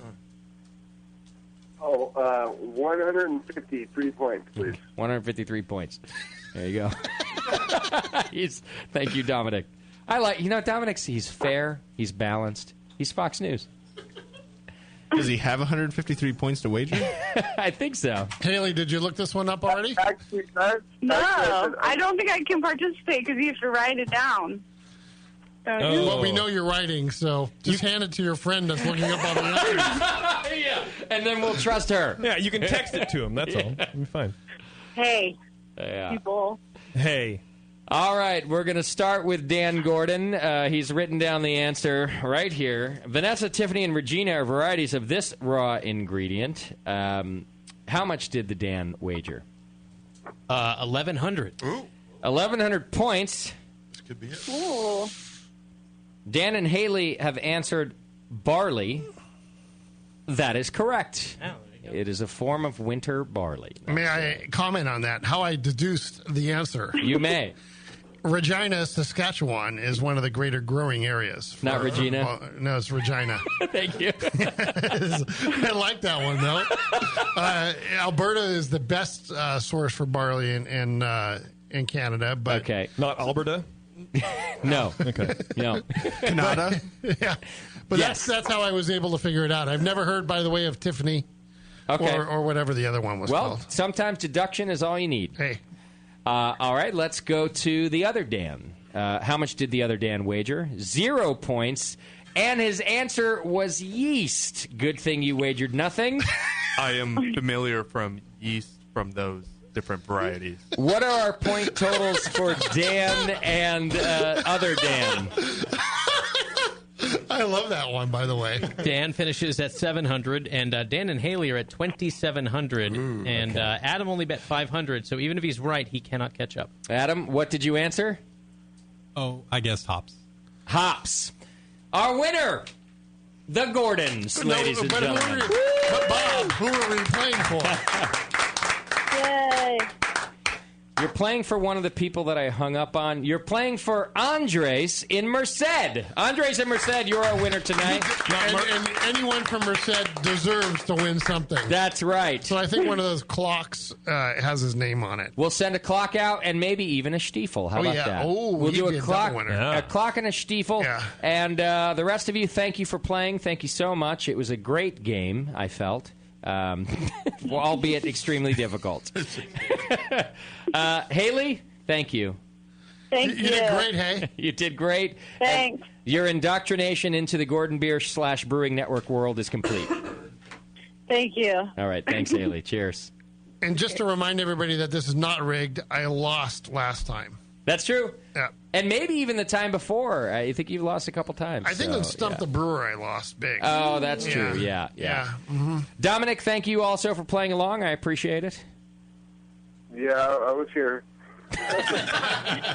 You know what, Dominic? Send an email to bevo@thebrewingnetwork.com. You're going to get some Gordon Beer swag as well. Oh, yeah. And Dan and Adam, too, they deserve a clock. There we go. Clock's going to everybody. I'll send the clock out to Andres. Perfect. Yeah. All right, thanks for playing, kids. And there you go. Beer Jeopardy one more time.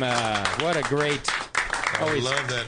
I love it. Always great. Everybody wins. Everybody wins when Dan comes and plays Beer Jeopardy. All right, here's what we're going to do. We're going to take one more quick break. When we come back, we're doing the Stiefel Challenge. And by Stiefel Challenge, I mean Bevo and I are the champions. We last beat both Schumann brothers in the Stiefel Challenge, where a boot is filled with beer, and whoever finishes first. We have 3 boots, though. So we've got a boot for me and Bevo. We've got a boot for the Schumann brothers, who are here to challenge us once again. By the way, they threw up last time we did the Stiefel Challenge. Well, they're big sisters. Yes, Dan? Just out of coincidence, yeah, Molly Schumann, the great Molly Schumann, is on our website giving her bootology instructional video. Oh, go watch now. No relation to him. So if you need to do a quick drinking technique instructional video on proper boot etiquette, that's where you'd find it. GordonBiersch.com, and then look for the bootology, and then Molly Schumann's photo there. Click on, and you will see how to properly drink a boot. I'm not going to talk about how to properly drink it here in the studio because I don't want to give away the advantage to anybody. But for those of you at home, you can go to GordonBiersch.com. Well, let's just say that no splashing is allowed. No splashing, that's right. So we need 2 other contestants to share a boot and challenge Bevo and I and the Schumann brothers. We can either take a live studio member, or JP is pretty good at JP's pretty good at chugging beer. I'm all right. Does anybody want to team up with JP? I'll do it. Beardy. Oh, Beardy and Jip? Yeah? You want to lose? You don't get to, Beardy. You don't get to hide it in the sponge that is your face. You know, it has to go down the throat. At least the leader will stay in here. No, if we see it going into the sponge, no bueno. Are you a good chugger, Beardy? I don't know. We've never done this before. JP's questioning you. Yeah. That afternoon that we hung out. Yeah, but semen is very different. Oh, yeah. Fair enough. Yeah. League play, people. League play. Just saying. Thank you, Dan. Over the line. When we come back, the Stiefel Challenge live from the Hop Grenade. It's the session. Hang in there.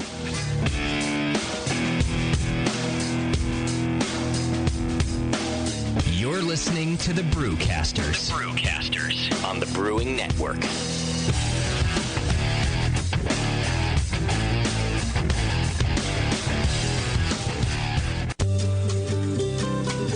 Williams Brewing is is your online resource for prompt delivery of quality home brewing supplies. Since 1979, Williams Brewing has offered the finest equipment and the freshest ingredients, backed by the best customer service in the business. New items include the Big Oxygen Kit for economical wart aeration using common welding oxygen tanks, and the Unistat line of external thermostats for easy control of both electric heaters and refrigerators.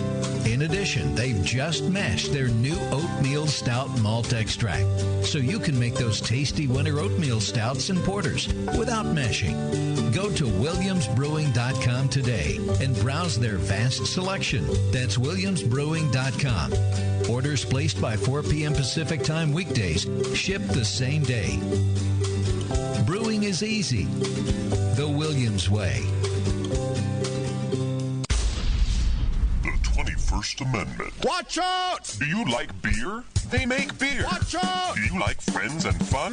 They make friends and fun. Watch out! Do you still like to have a good time? The 21st Amendment. Watch out! The 21st Amendment in San Francisco, located at 563 2nd Street, 2 blocks from the building where baseball is seen and played. Try their beers in the pub or try them in the can, featuring Monk's Blood. Made with real monk.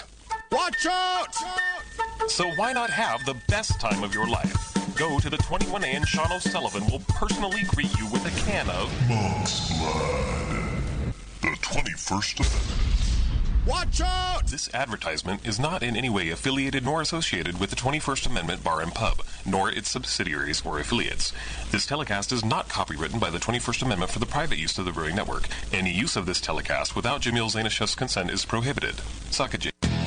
Are you a member of the American Homebrewers Association? Well, you should be. Members of the AHA can focus on brewing beer, and the AHA takes care of the rest. The American Homebrewers Association advocates on behalf of homebrewers like you to legalize the hobby in all 50 states and make sure that beer laws make sense. Plus, there are many great benefits that come with your AHA membership, like AHA member deals that give you awesome deals at bars, restaurants, breweries, and more. Zymergy Magazine and eZymergy for tons of articles, how-tos, easy-to-follow recipes, and news about the hobby you love, and access to the members-only content on homebrewersassociation.org. But the AHA can't do it without your support. Join today so the American Homebrewers Association can keep fighting for your homebrewing rights. Visit homebrewersassociation.org or join now from the homepage of the Brewing Network website. Relax. Don't worry. It's the American Homebrewers Association.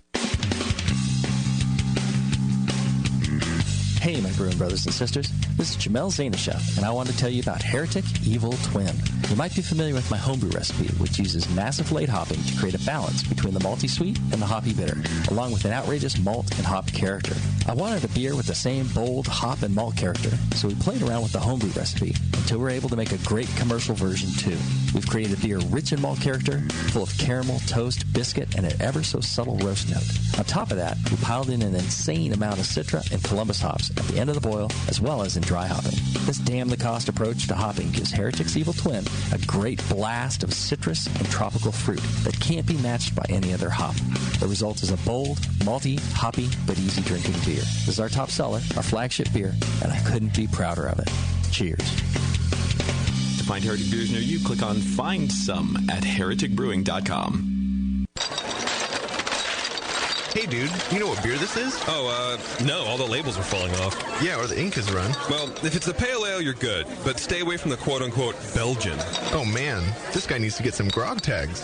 Grog tags are reusable, write-on, wipe-off, commercial-grade bottle labels for your brew. The guys at Grog Tag are homebrewers. They wanted great-looking, sturdy labels for your bottles, buckets, carboys, kegs, and growlers. They also wanted a label that not only looks good, but can be easily removed and reapplied during bottling without that nasty glue residue being left behind. No residue, water-resistant, and ice chest approved. Grog tags stay on in water or an ice chest, and they stay legible. Visit grogtag.com to customize your label or coaster from dozens of different templates for free and see how awesome your bottles can look.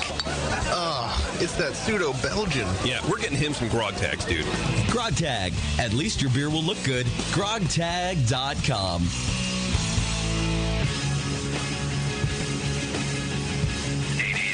401 beer. It's time to talk beer and chew bubble gum. And we're all out of gum. The Session. All right. A little bit of a break there. We just got a lot going on. We have we got things, dude. We've got 3 giant stiefels full of the Golden Export, the Gordon Biersch Golden Export, the Dortmund style of beer that need to be chugged. Bevo and I are going to be defending our title as the fastest stiefel chuggers at the Brewing Network. Last time we were challenged by the Schumann brothers, and we beat them horribly. We beat them so badly. Worse than their dad ever beat them? Worse than their father ever beat them. They threw up afterwards. Hence, we actually have a puke bucket in the studio. Just for them. See, we're experienced. Which, now, by the way, I do want to point out that this was years ago. And I hope that I myself have not changed anatomically enough that I have to use the puke bucket in front of all of my wonderful staff, fellow staff members. They're all here, and gender reassignment surgery doesn't affect your. It doesn't affect my. Yeah. I would be so embarrassed if tonight I were the puker in front of our wonderful Hop Grenade staff. However, I'm willing to take it for the team and defend my title. I think Bevo and I can do this. Was it just a heads-up race, or was it timed? Heads up. Oh, okay. Like tonight is going to be heads up too. 3 stiefels. Bevo and I will have 1. JP and Beardy will have 1. And the Schumann brothers will have 1, who we're going to get in here momentarily because I want to... I mean, we got to do it all at once. They're getting fluffed right now. I think, I'm not sure what's happening. I'm pretty sure they're getting fluffed at this moment. I would like to bring them into the studio, though, as quickly as possible. And I brought in Kevin because Kevin's the general manager here at the Hop Grenade. And since we're going to drink irresponsibly for the next several minutes, I figured you should be here to supervise, and make sure that everything's safe. To basically legitimize the experience? Yeah, exactly. And by the way, welcome to the Brewing Network, Kevin. This is how fucked up it gets. Thank you very much. You're welcome. I'm glad to have you here to make sure that we don't, do anything inappropriate. And if we do, it's your fault because it's your space, really. See how that works? Yeah. So that's how it's going to go. Is he going to man the bucket? You got to have it at the ready, right? I mean, because anybody could. There's only one bucket for 6 people. Oh, it's a big bucket. I feel like that's one job that he could have. It's the 1 bucket job. Yeah. All right, just keep an eye on that bucket. That's just I think we're a 1 bucket crew. We're fine. Yeah. 6 brewcasters, 1 bucket. Yeah. Moscow, what do you think? Are we ready to begin our challenge portion of tonight's festivities? Yes, we are. I just need to play a quick birthday song for Kevin. Oh, that's right. Tonight's Kevin's birthday, ladies and gentlemen. Hey! And I get to be the bucket guy. Yeah. Right. Welcome. Happy birthday. Play the song. Oh, we have a gift for you. While the song plays. Go ahead, please. Happy birthday. Happy birthday. Tears and sorrow in the air. People dying everywhere. Happy birthday. Happy birthday. That's right. Your very own Schumann is here for you. Schumann, are you wearing tassels? Those are some beautiful nipple tassels. Thank God. Wow. Schumann's here. Kevin, for your birthday. Nutters. No. If you're watching now, brewingnetwork.com/TV, you could see Kevin's getting a cake. And also, Schumann is here, I believe, to do a lap dance for him. Schumann, don't get those tassels. I didn't know how old he was, so I put 48 candles on the cake just to be safe. I think that's fair. That seems pretty close, right? Yeah, right. I'm going to choose this. Happy birthday. I've chosen a very special song for you. Please enjoy your dance from Schumann. Oh, wow. Yeah, sit down in that. Yeah. Everyone in the Hop Grenade can see this also. Yes, they can. I did warn the staff to not have children sit near the window. I'm sorry to interrupt. Go ahead, Schumann. He's an artist.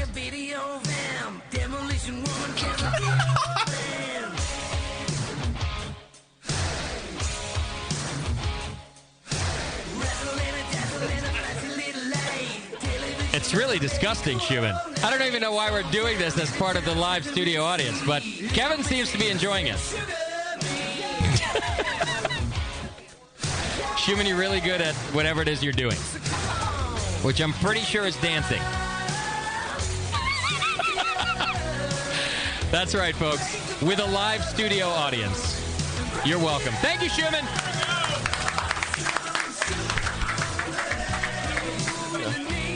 That was never $20. What does class have to say to that? All right, Kevin, pay the man.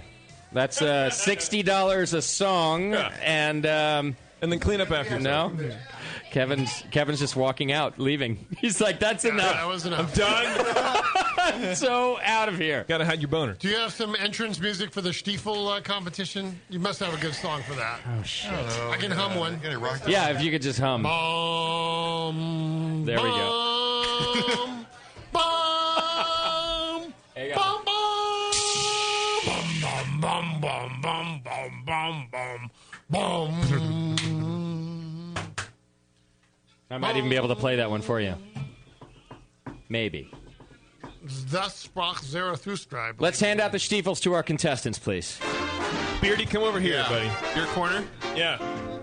Maybe bring That a was bucket. not Space Odyssey 2000. All right, hand them out. Now's when shit gets weird. Here, Jay. Where's Bebo? Yeah, where is she? She went out. There's specific rules. Should I go through the rules? All right. Get Bevo in here as we start the Stiefel Challenge. No other bar in America is having their Stiefel Challenge on a Monday night in Concord. Should we do it over there? Like Just how I get narrowed us that at a down? line? And, a line. Like get us all in the same area. Oh, I see. So it's being so the viewed? webcam can see, people can see. All right, that's a good idea. All right. That means, Moskowitz, you're going to have to take my mic and do some play-by-play. I'm going to do play-by-play when I'm not drinking, but I'm going to stand on the other side of the desk along with Bevo. Should I explain the rules of engagement? In Stiefel legalities, the Stiefel may only be consumed by holding it with one hand. Oh, here we If go. you Everyone is spill- standing. Or if you splash on your face, you are disqualified, immediately disqualified. We have to get in that corner. Keep going that way. Okay. The boot must be empty to win. If you haven't emptied the boot, you don't win. Average time for a Stiefel relay race. The poor audience cannot see anything that's going on, though. We're going to do both. I think you need to maintain profiles at all times. We'll turn both ways so that both the camera can see and our wonderful live audience can see.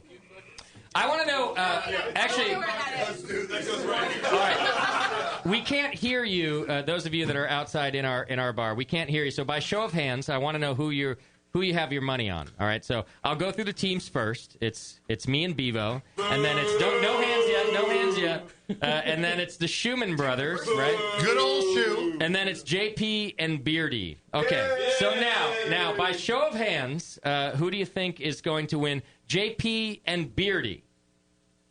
We've got hands. three or four hands. All right. The Schumann brothers, by show of hands. A couple of nobody has faith in them. Bevo and myself. Wow. Why are all your employees raising their Wow. hands for you? Was there that many? I only saw a couple. I saw like 2 hands. Oh, you're all fired. Yeah. No, they all think JP and Beardy have this one. Only 20% All of right. the electorate comes out. Bevo, do not let me down. Okay. Any other rules that we didn't get? One hand. It must be empty. Am I allowed to give tips or not? You don't get to hide it in the beard. Why are we idiots? Yeah, go ahead and give tips. All right, tip down, people. Tip down when you're drinking, okay? Tip down. And when you get to the bottom third of the boot, you're going to rotate it gradually with one hand. You cannot hold it with 2 hands, ever. Ever. Only when you're passing it to your partner. Is there a one-layer mark to Halfway, idiot. They're all discussing the rules amongst themselves. Well, you can rotate it while you drink. All right, are we done? Can we fucking drink or what? Wow. Settle down over there. I'm ready to go. Watch your mouth. JP's all psyched up. I'm ready to go. I'm ready to go. All right. All right, here it goes. Get your drink on. Get your boot on. Justin just licked his lips. I'm gonna call it. All right, ready, set, Stiefel. All right, here we go. We got Schumann, Justin, and JP on round 1. I see drippage already off JP's boot. Justin is passed to Bevo, who's also dripping. And now Warren is taking his turn. JP takes a big breath. It's real good. Shoe Light. Gordon Biersch Golden Export, actually featured on top here at the Hop Grenade. Shoe Light is jamming through his round here. And back to Beardy's Schumann. good at this shit. Beardy back to Jesus, look at JP. Beardy, holy shit! Wow. And now Bevo, wow, with a wretched look on her face. She's JP's continuing to answering up drink. too. JP is almost done. Unbelievable. Back to Beardy. Beardy's going to finish it this time. They are almost done, and no one else is even close. Beardy Goes. He's got it. He's trying guilty. to polish it off on this He's got the round. one-handed thing going. A few drops left for Beardy, and that's it. Unbelievable. Unbelievable. Before anyone else is half done. Wow. Justin, you did a hell of a job. I think you got through the equivalent of one glass of beer on that one. Almost. Wow.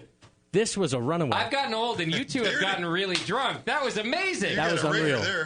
Who did the JP, who how did the are you heavy feeling? lifting? JP picked it up too. You don't look so good. Yeah, where's that bucket?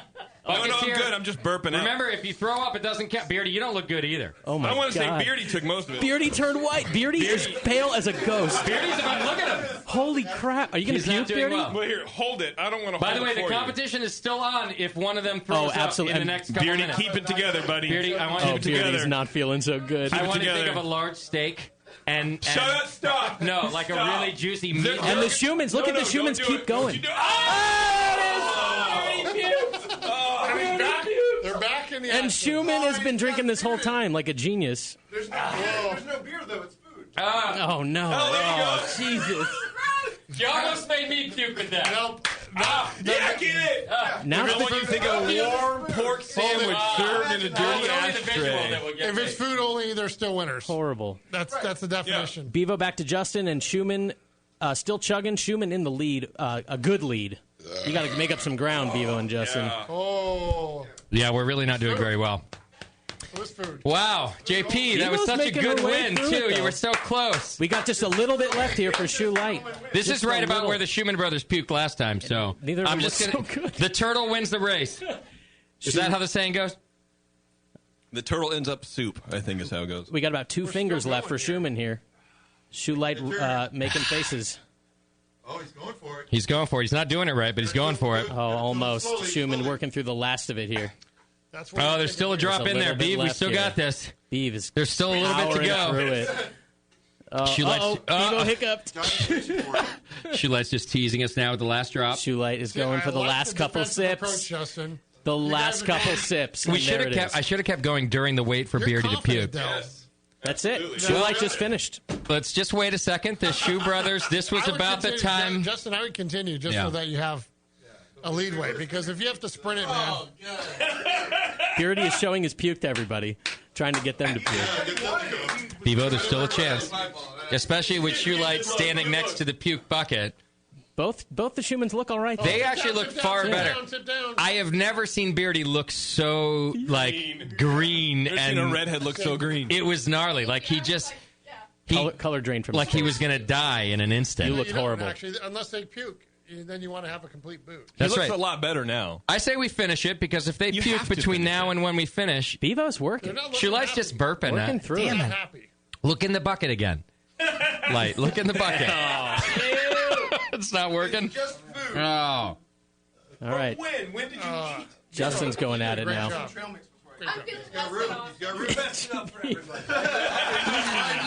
I would say Devo, Justin. we did not do well to defend our title. The Schumann brothers, ladies and gentlemen. Wow. Yeah. Beardy and JP, really an excellent showing, but you got to hold it down. Beardy took a lot of it, and then he gave it back halfway, and I was like, I'm going for this now, dude. So we may not have done nice well, but teamwork, buddy. this is definitely a one-way ticket to drunk land. If JP eats what I threw up, would we win? Yes, yes. No. Yes. We already Yes. won. No, we already The won. Schumann brothers agree that you would win No, if we already JP won. eats what you threw up. That's the kind of bet you make when you lose, dummy. But we already won. Dan Gordon said if it's just food, we still win. No, how could it be just food? That's not. Can Look you, at it. Dan, I want you to send it to the lab and run it through the analyzer. Right now. Yes. Through the beer analyzer. And I want to know. And And I want to know the ABV of. Where's the webcam? I'll put it on the webcam right now. They're all over. Don't tilt it. Hey, Warren, don't speak so close to my mic cover, please. It's fine. We won. And that's a wrap. We won. Oh, it's over? No, we won. I was still drinking. You didn't win. Ask Dan. Dan is the judge. It's not my radio station. You can't throw up. You're the judge of this contest. Who won? I'm not. I mean, I've We gotta never come finish, across it. Generally, if you can't keep it down. You can't throw That's up. it. But that's food. There's no beer. That's impossible. He still threw up. Look at it. Evo is keep going. I wouldn't- love you, baby. He would Keep not going. have thrown up if it weren't for the beer. You don't See? know that. All business. You don't know that? Well, he didn't look green before he chugged the beer. Yeah. No. Dan has said repeatedly, and Scott can pull But the point pull the is tape. I can't verify that because there's no way in hell I'm taking a look. See? No, get that shit up. Dan's like me. He can't stand it. I'm sorry. Beardy, JP, you have been disqualified. Bullshit. You've been disqualified. Bullshit. Oh, Beeve's not feeling so good over there. The Schumann brothers have redeemed She's fine. themselves once again. No. Winners of the Stiefel Challenge. Garbage. Justin's no polishing liquid his in that off anyway, though. I would say, Beeve, you did double what Justin did on that. The only reason he drank way puked is more. because it's just the carbonation brought his food out. There's no liquid in there at Fail. The all. carbonation is part of the game, though. Yeah, but I'm you just even saying. said if there's no beer, Dan said I if have there's a no feeling there's beer, in there. There has to be. I feel like not. Dan was just speaking from the heart. He was rooting for you guys. Doesn't You had done matter. so well, but it's not he's what he the meant. German in the room. I sort gotta, of. The I gotta Hawaiian. go online to verify the rules of I looked engagement. over at Warren at one point, and his entire face was one color. Yeah. The same color as the wall. It's still he was standing similar. next to. I swear. Oh, it's kinda close. So. I've never seen that expression on anybody's face. awful. When the Schumanns threw up last time, it was not as bad as the expression on Beardy's face, which was, "Oh my God, what did I just do?" Yeah. There was a 0% chance he wasn't going to. That's all you, Beef. Well done. Bevo, ladies and Last gentlemen. sip. Amazing. Whatever. All right, well, Beardy, JP, you are a force to be reckoned with. Maybe next time you'll hold it down. I'm trying to find the rules. Dan's actually looking up the real rules of the Stiefel Challenge. We won. I don't care what you say. We won. That is bullshit. You cannot throw up after chugging. It's impossible. He didn't throw beer up. It was only a little bit of trail mix. It was trail mix. What a ridiculous disclaimer. Well, he just threw up another thing. He threw up everything that just went down his pipe. The Dan is the one who said it. Yep, he said it. I know, but I've overruled it. You can't do that. I did it. You can't. Even Dan sort of overruled his own thing. No, he kind of then said, you also can't throw up. He didn't want to look at it to verify that it's just food. I think you said the house rules prevail, and you're the house ruler, so. There we go. Yeah, it's Are we over. still on the air? Yeah, oh, yeah. Oh, I just looked up the Stiefel Wettkampfregel. Okay. Is the German word for Are it. those the And rules? Unfortunately, the thing that came up was first-time tampon user. Oh. That's a different competition. Then I got international powerlifting. Right. I'm just not. You can't find the official rules. The truth is that there really isn't a German version of this. Wow. Well, there you go. Brew drinking rules. The rules I found online on the interwebs from Hessen House. Yeah. Say nothing about vomiting. Yeah. But we've always said something about So is anybody Bullshit. else instantly drunk? No. I'm doing great. I'm actually driving you and your whole family. Hey, that's because you threw it all back up. Of course you're doing great, Beardy. There's nothing in the bucket except some nuts and raisins. Like a little bit dizzy drunk. This is not what Yeah. I consider the main It's kinda authority in fun. the world. This is where Bevo becomes the best co-host ever. Yes. Is Where right I after, get nice. right I hate after you a all so Hang much. out with us after the show, please, so we can experience some No, niceness. I ain't trying to do all that. Here are the beer boot rules from ehow.com. Oh, from eHow. eHow. Yeah. From the True Beers beer blog. The Yep. boot may not touch the table until it's empty. You must flick the boot for good luck before passing it, and you must not at any time spill, splash, or drip beer from the boot. That is it. Nothing about vomiting. That is- but nothing about But I vomiting. have Those are boobs, social so JP, it's okay to rules. drip, There's right? nothing to do with the But actual JP, competitive. before we Your drank, boobs or the No, beer? I I refuse said- to listen. but- La, la, la, la, la, la. so before we drank, I said you may not puke. That's how the Schumann's lost last time. You may not throw up. I said it before the thing. So Warren lost it for me. Yes, that's what I'm trying to tell you. Warren, fuck you. By finishing first, I lost it for you. Yes. He was really putting that beer down. He I was must, good at it. I must be honest. Warren You was had like half a stellar. liter. It was amazing. I drank you 3/4 of that. No, Where did you learn to open your throat like that? Me. Can you teach me? I taught him.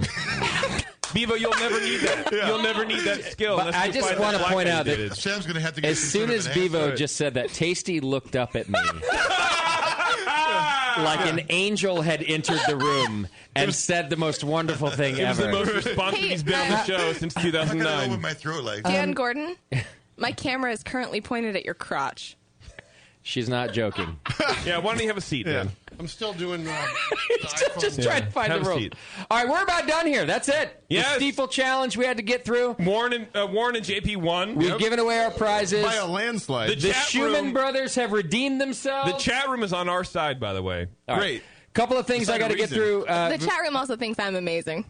Just want to throw that out there. Okay, well, 50-50. As always. They A can't couple get of it right things all the time. I have to get through, so keep it down. First of all, the Stiefel Challenge was brought to you by Tap Folsom. That's right, Tap Folsom, the first ever craft beer fest in historic Folsom, California.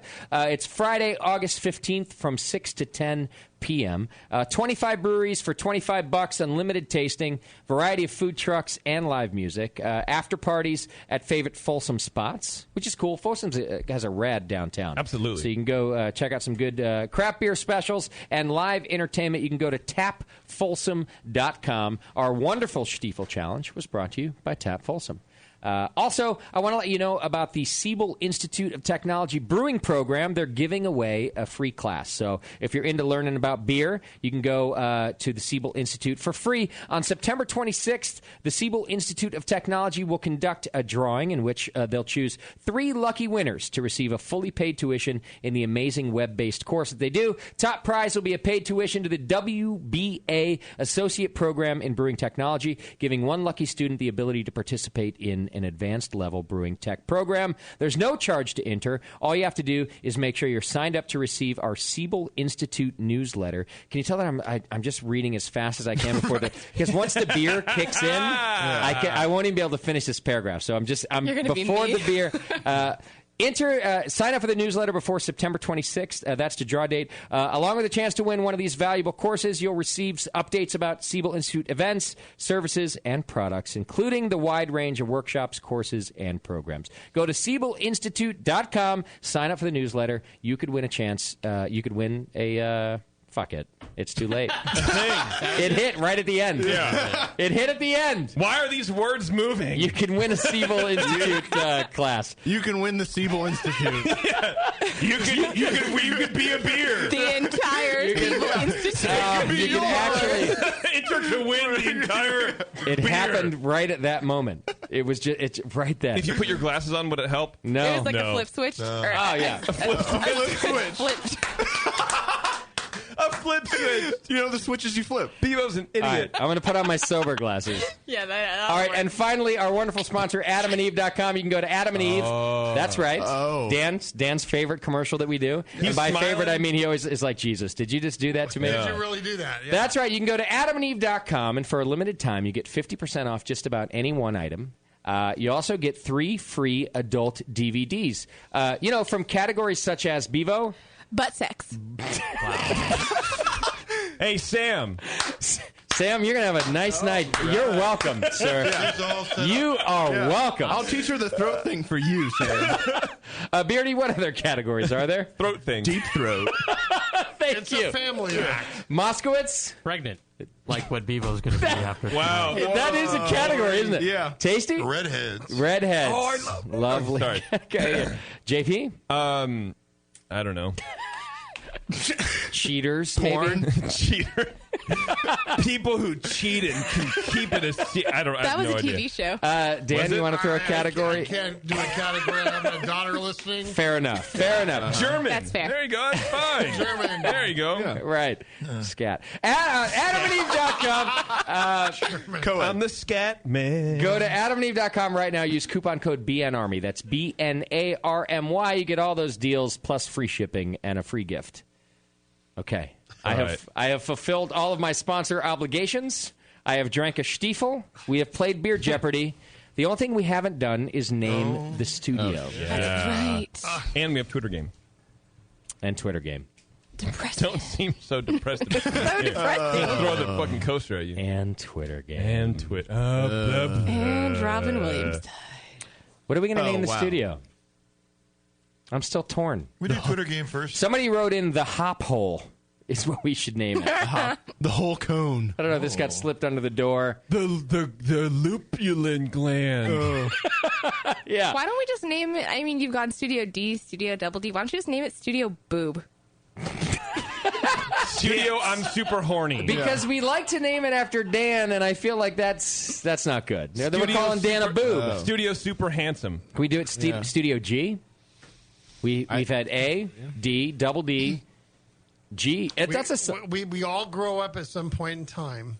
No, and didn't you say OG is like the thing where you guys are like original or something? Nest and can do their own thing. Then I like the bunker or the bunghole. I don't.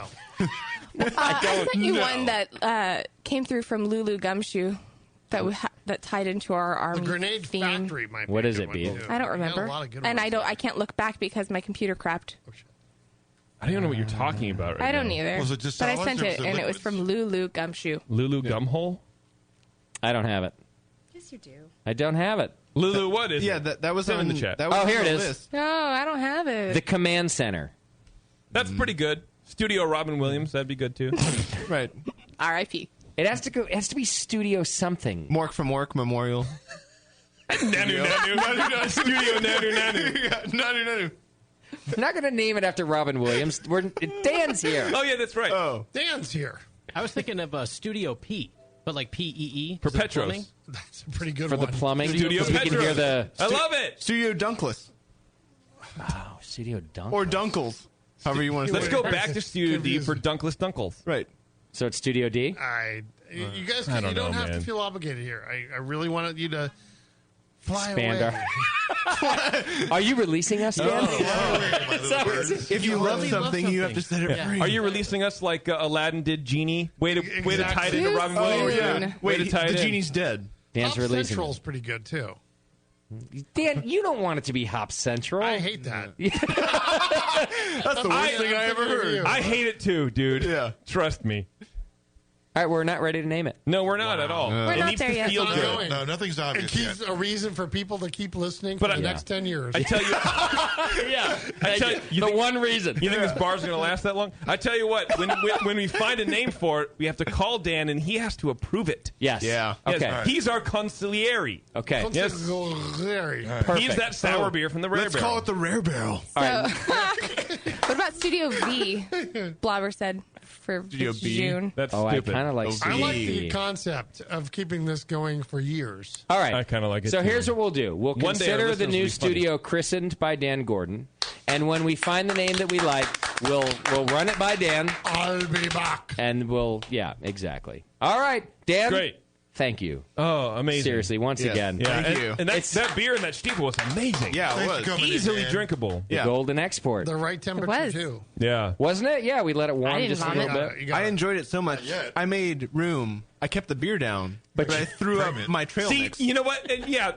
Fuck you, Justin. Yeah. That's how good he is. That's how he good the could, beer He was. could work Like, his stomach no. to Yeah. eject It was the selective, food and Barb. keep Right. It was like a Louderton spewing out that spent grain. Yeah, it was Yeah, selective. exactly. It was And selective yet barb. keeping all the precious bodily fluids behind. Right. We can. Oh, I That's see your not point. easy to do. You, That's a special. you make a good point. That is very difficult to do. he's like those freaks that can like swallow things and then puke up this specific high thing that salt- you The one want. thing. Right. It's too bad it was against the rules. Fuck you. There's no Question. rules. Question: where did all that liquid go? Is what I want to know. It went to his where beard. did That's it- what I want to bladder. know also. His beard Where grew did 2 it inches. go? I haven't seen it. Into All his right. empty eye sockets. So empty eye sockets. Wow. He doesn't have. He has Wow. eyeballs, dummy. No, she's been watching. Bevo's been watching too many horror movies. Twitter game, please. Before we get to Lulu Gumshoe, so here's a studio boot. It's pretty good. Anyway, sorry. Go ahead. Twitter game, please. Twitter game. All right. So the Twitter game was just. I would like to know your favorite Robin Williams moment because the guy was a personal hero of mine. What did we get? He did a lot of cocaine and survived. John Indish So did writes Doc. his hot flash in Mrs. Doubtfire. This one I can't be funny about. Wake up, tasty. Oh, wait, he's on his phone. He's awake. Yeah, there Hold you on. go. Okay, sorry. Tim Burt says, my favorite Robin Williams memory is seeing him and saying hi to him at our local store during his rehab. Very nice man. I question, which rehab? Donald Boyle writes, when he put his hairy forearm up to his nose and asked, is this what we look like down there when we're muff diving? Good memory. I remember that stand-up. Thank you, Bevo. It's the only Robin Williams stand-up I've ever watched. There you go.